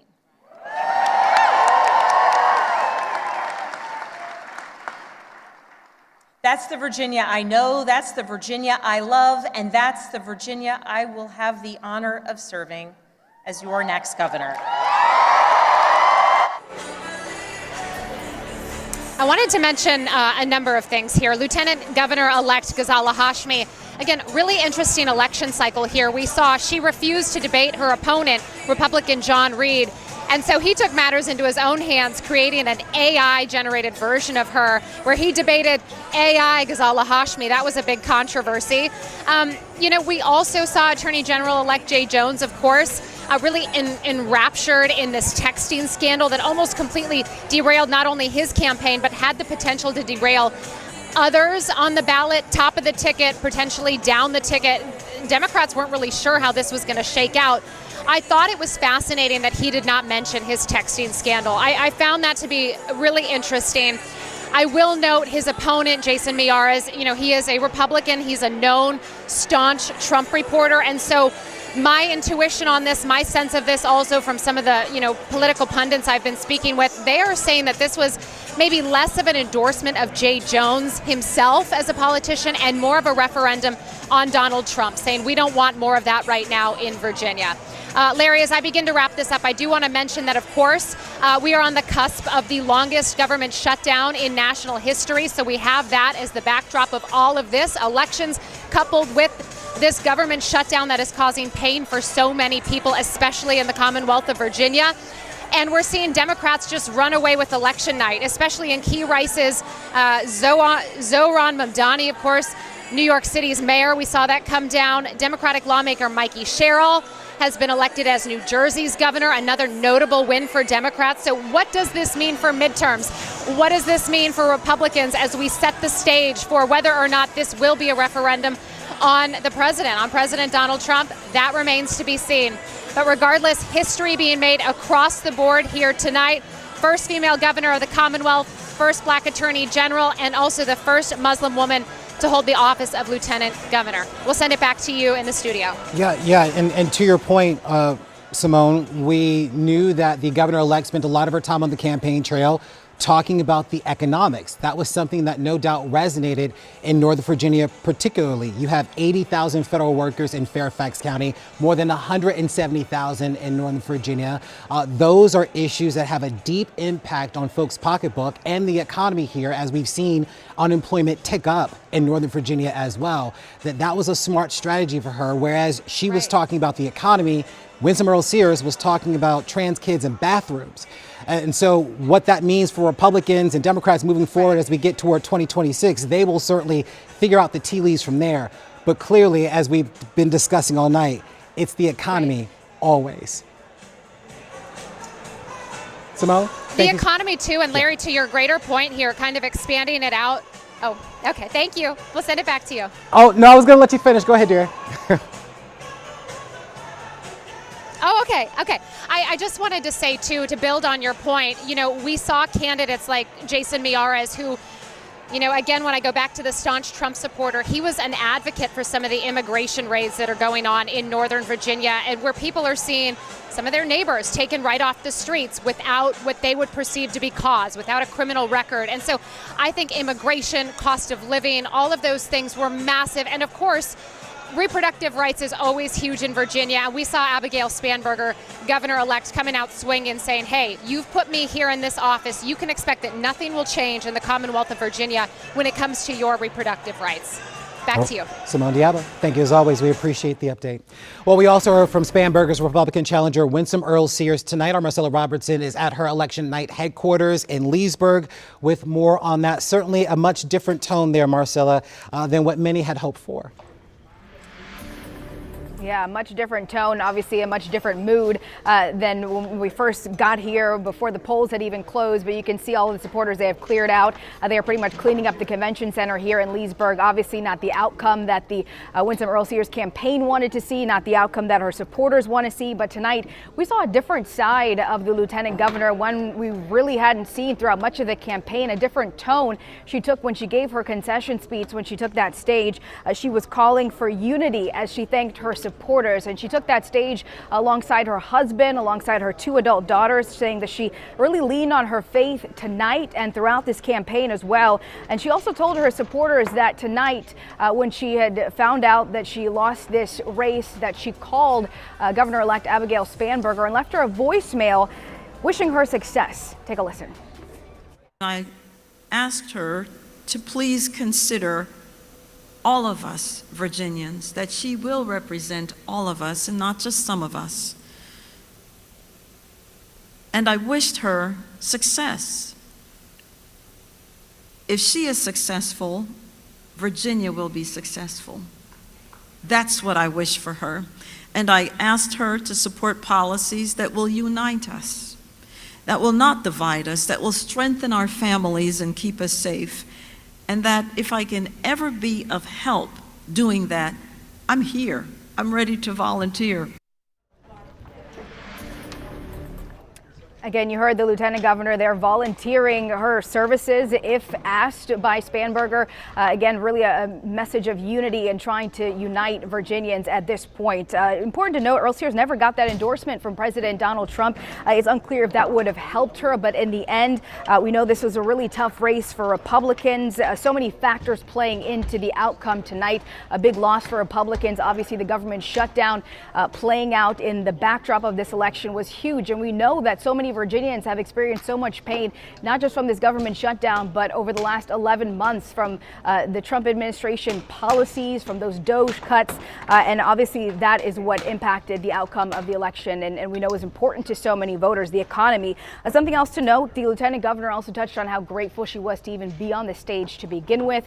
She has often talked about, being the daughter of an immigrant. She talked about her father coming here from Jamaica with less than $2 in his pocket. So she did touch on that as well, just the opportunity to serve as lieutenant governor and to even be considered a candidate in this race. But ultimately, the Sears campaign strategy fell short here, as did the strategy for the rest of the Republicans on the ticket. And so tonight we heard a different tone, but a concession speech nonetheless, instead of a victory speech like so many of her supporters were hoping to hear tonight. Back to you. And I think probably the big question that a lot of us are left with tonight, Marcella, is what does her future look like? It still remains unclear how she will continue to move through Virginia politics, now having ascended to really the second top job in the state. What is next for her? Because there doesn't seem as if there's a clear path. Yeah, and I think that is a big question. I mean, obviously she took a big break from politics before. I think it was almost 2 decades before she, went and ran for lieutenant governor. So it is really unclear. But again, she's offered her services, kind of made a joke saying that she has plenty of time now to help Spanberger if she chooses to ask for that help to unite Virginians. All right, we'll see, in fact, if she makes the call. And if she does, we'll report on it. Marcella Robertson, good to see you. Thank you so much. Let's take a closer look at how these votes broke down across Northern Virginia. Matt Gregory joining us in studio, tracking all of that. Matt, what stands out to you in all of this? I've been looking at this map very closely. Again, Abigail Spanberger winning, but right now with 91% of the votes in, I mean, she has at least here at 57% of the vote. That's significantly higher than the lieutenant governor's race. It's higher than the Jason Miyares race. I want to show you something, though, that's really been catching my eye, just seeing where she performed. So this is our map, right? Now, I'm going to take you back real quick. This is the 2024 presidential election map. Watch this corridor right here around Stafford County, Stafford, Spotsylvania. You'll see it starts to go more blue. This is the Spanberger map now. She picked up votes, or at least gained a presence in Spotsylvania. She gained a bigger presence over here in Caroline County. These aren't huge counties or big vote margins, but it just shows you kind of the differences between the elections, what people were looking at now. And over here at Stafford County, she again pulled very far away with that particular one. So that was what I was seeing, was that this particular I-95 corridor here, you see her picking up votes. Now, Southwest Virginia, pretty much clearly the same way it's always been, although she did pick up some things right around here. By the way, you can tell by the shading, the lighter the shade, so if it's like a light blue, that means it's a close but Democrat win. If it's a light red, close but Republican win. So that's what we're kind of looking at here. But over here, this is where she performed well. Again, I want to take a look at this. 57% of the vote with 91% in. Hashmi 55%, very substantial numbers. But over here with Jay Jones, he didn't really, the down ballot didn't really help him. He didn't take the coattails quite the same way. And a lot of that must have to do with the texting scandal, because normally you would see these votes almost parallel and simpatico. Let's go to the one thing that we're really paying attention to, because these are big races, but the biggest thing is what's going to happen in the General Assembly come January, okay? We have 49 Democrats in the balance of power for the House of Delegates and 18. And we're hearing reports from Democrat lawmakers that they believe they have 57 total House of Delegates. They were 51 prior to this. Why is that important? There is an attempt by the Democratic Party in Virginia to have a referendum that would allow a constitutional amendment to allow them to redraw the congressional districts as a way to kind of buttress against what you're seeing in California, what you're seeing in Texas, rather, North Carolina and Missouri. So in order for that to go forward, for that to be a case, what they'll have to do is vote in a second General Assembly session, the one in January, to go forward with a referendum to redraw the districts. They already voted on a special session, but if Democrats don't win the House of Delegates, the whole idea is dead. It just ends right there. But right now, 49-18, it looks like not only did Virginia Democrats hold the House of Delegates, they're going to pick up, potentially we're hearing, almost 6 seats. So it'll be interesting to see how that shakes out, but I want to show you just how it's affecting in our area.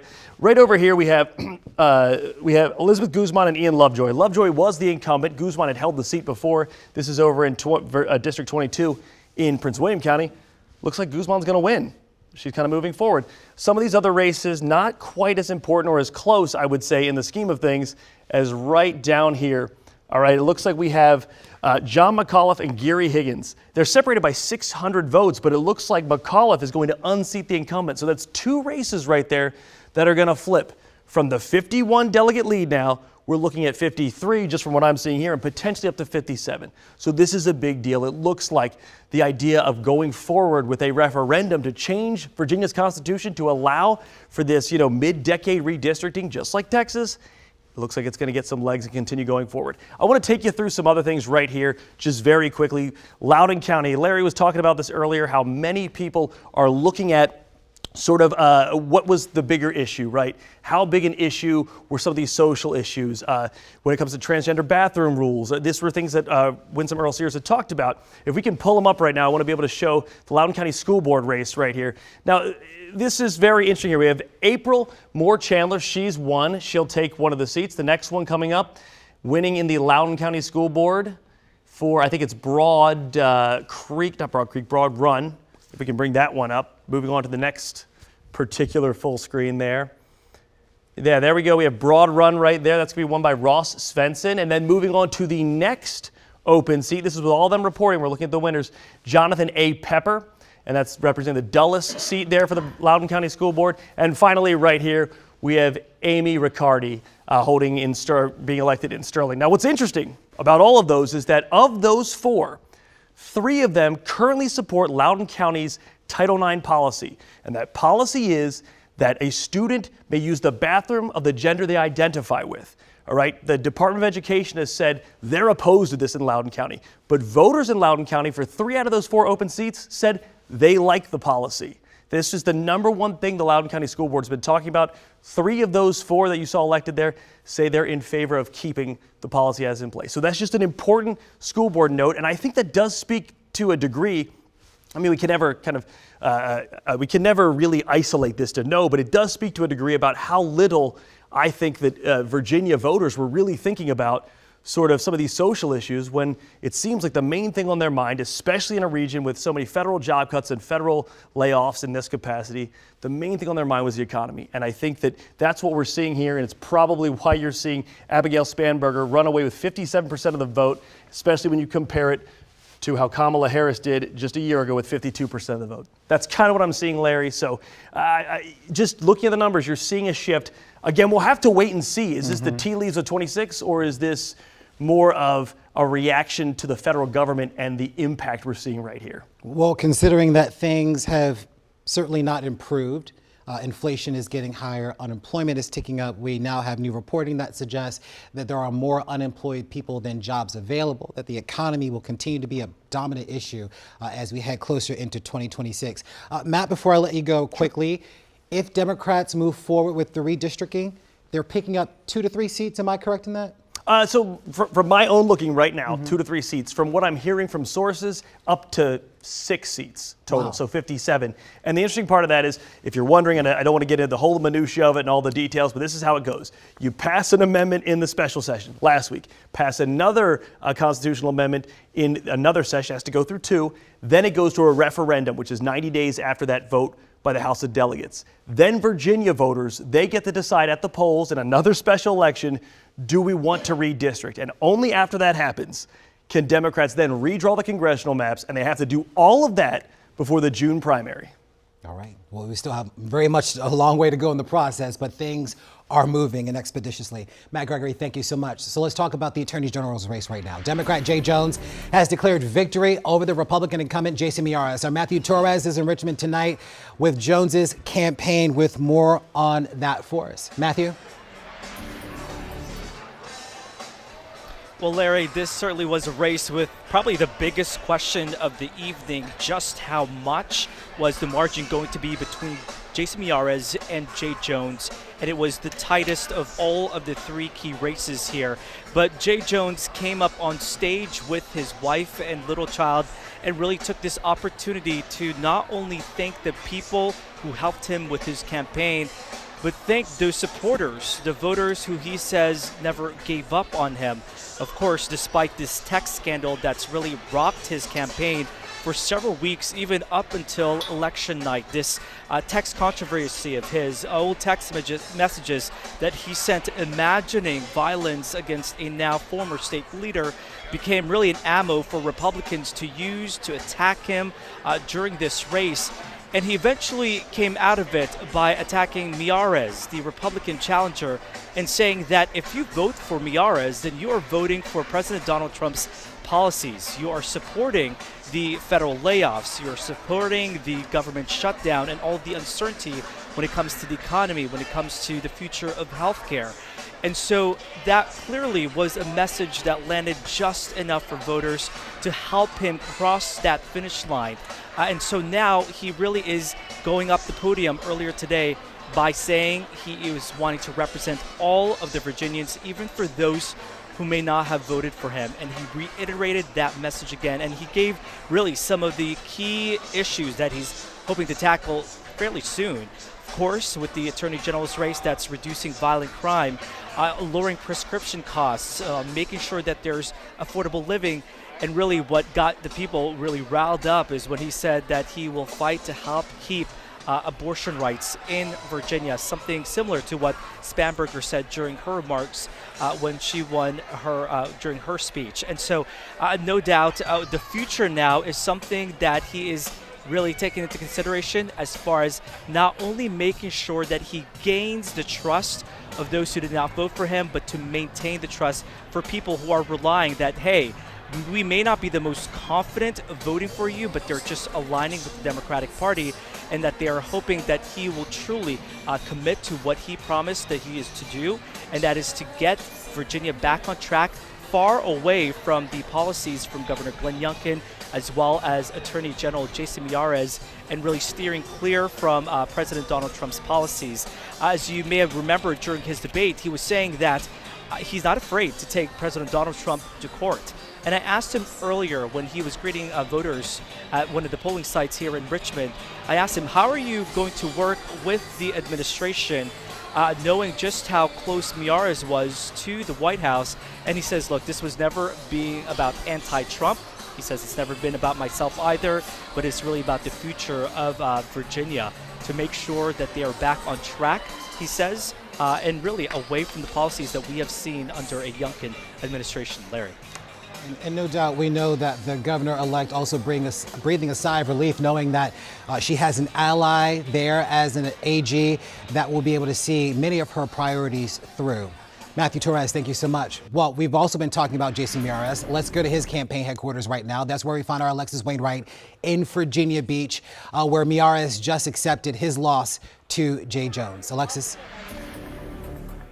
Well, Larry, I can tell you most people have left the room after hearing the news. A lot of people were surprised but also disappointed.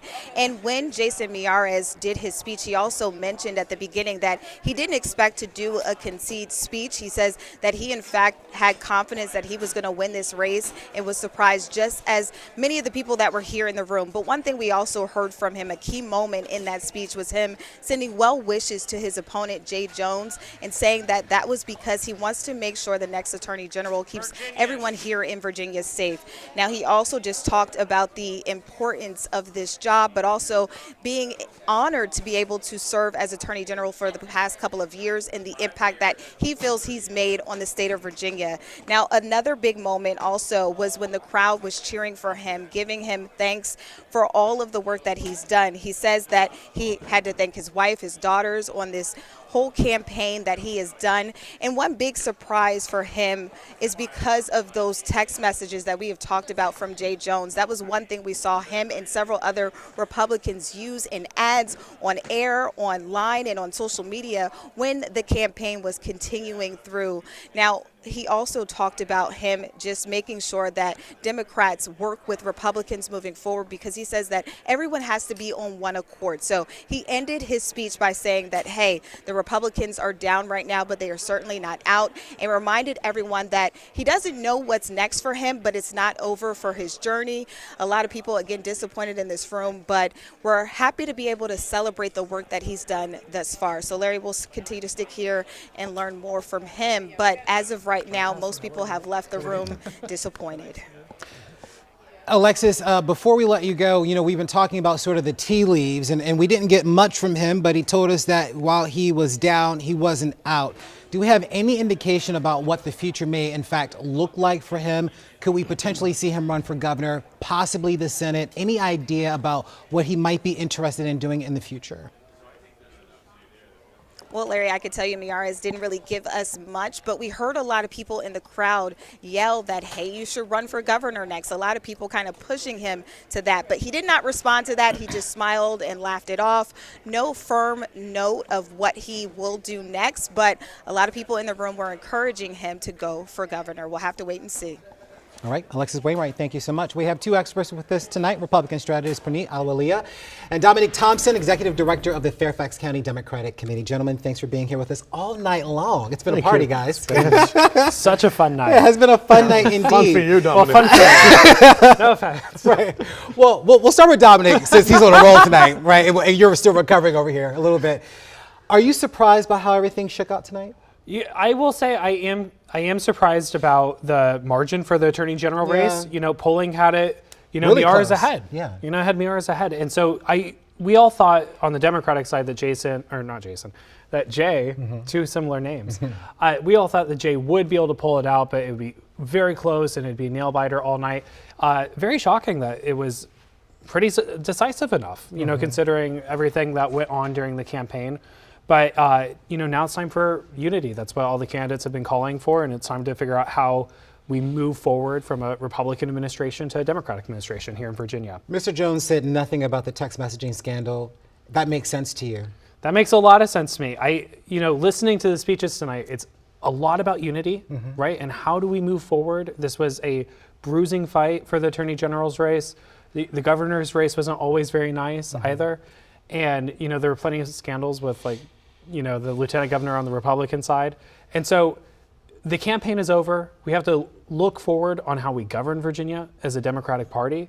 And so, it's time to move on past the text messages and show how you're going to be an Attorney General for all Virginians.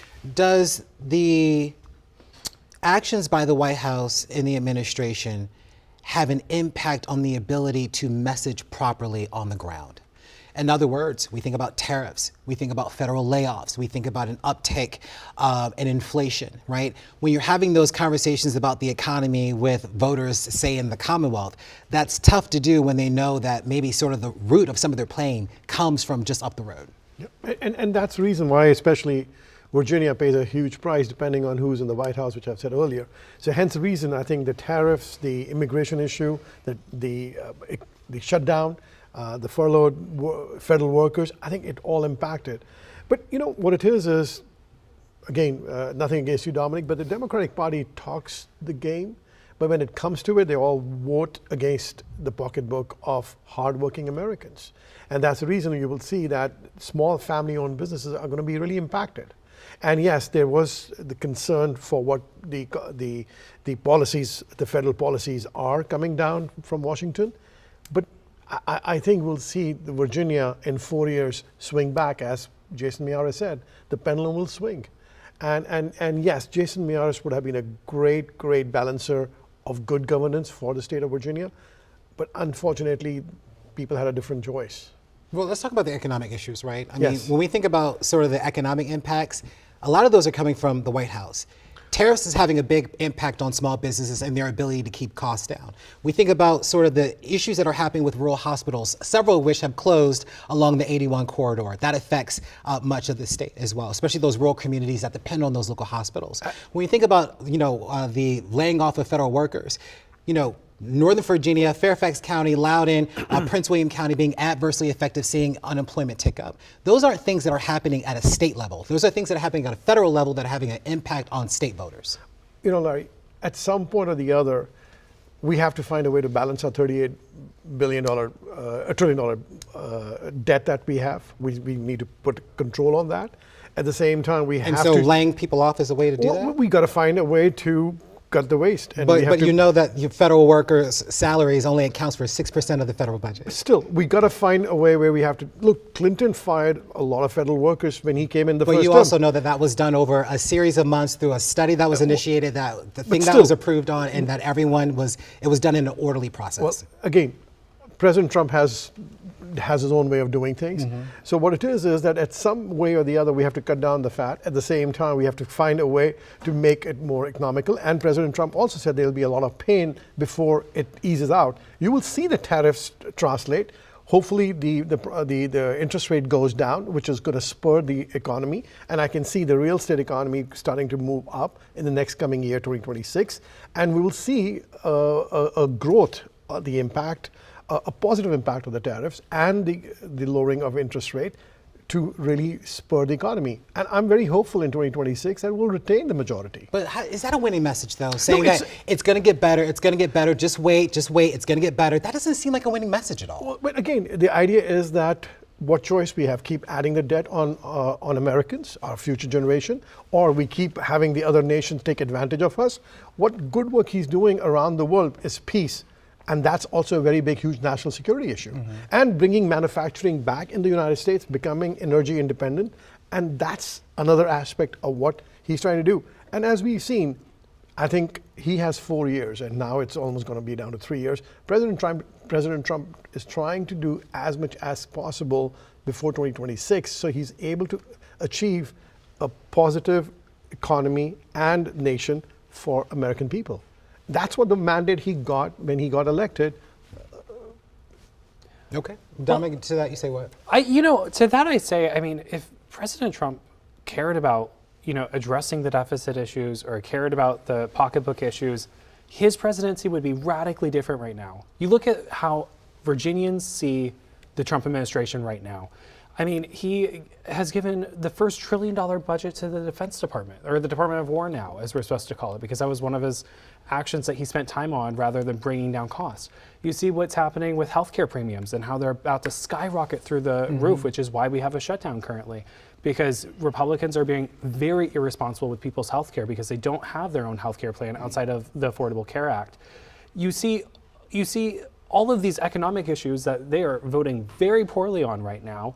But then you look at what Trump is spending his time on, and what they're spending time on is these ICE raids, which, regardless of how you feel on immigration, you look at these ICE raids and they're kind of horrifying, right? And I think that a lot of communities have been finding them horrifying. You look at what he's doing right now. He's going after his political opponents, Letitia James in New York. Let me finish real quick. You look at the Trump administration right now.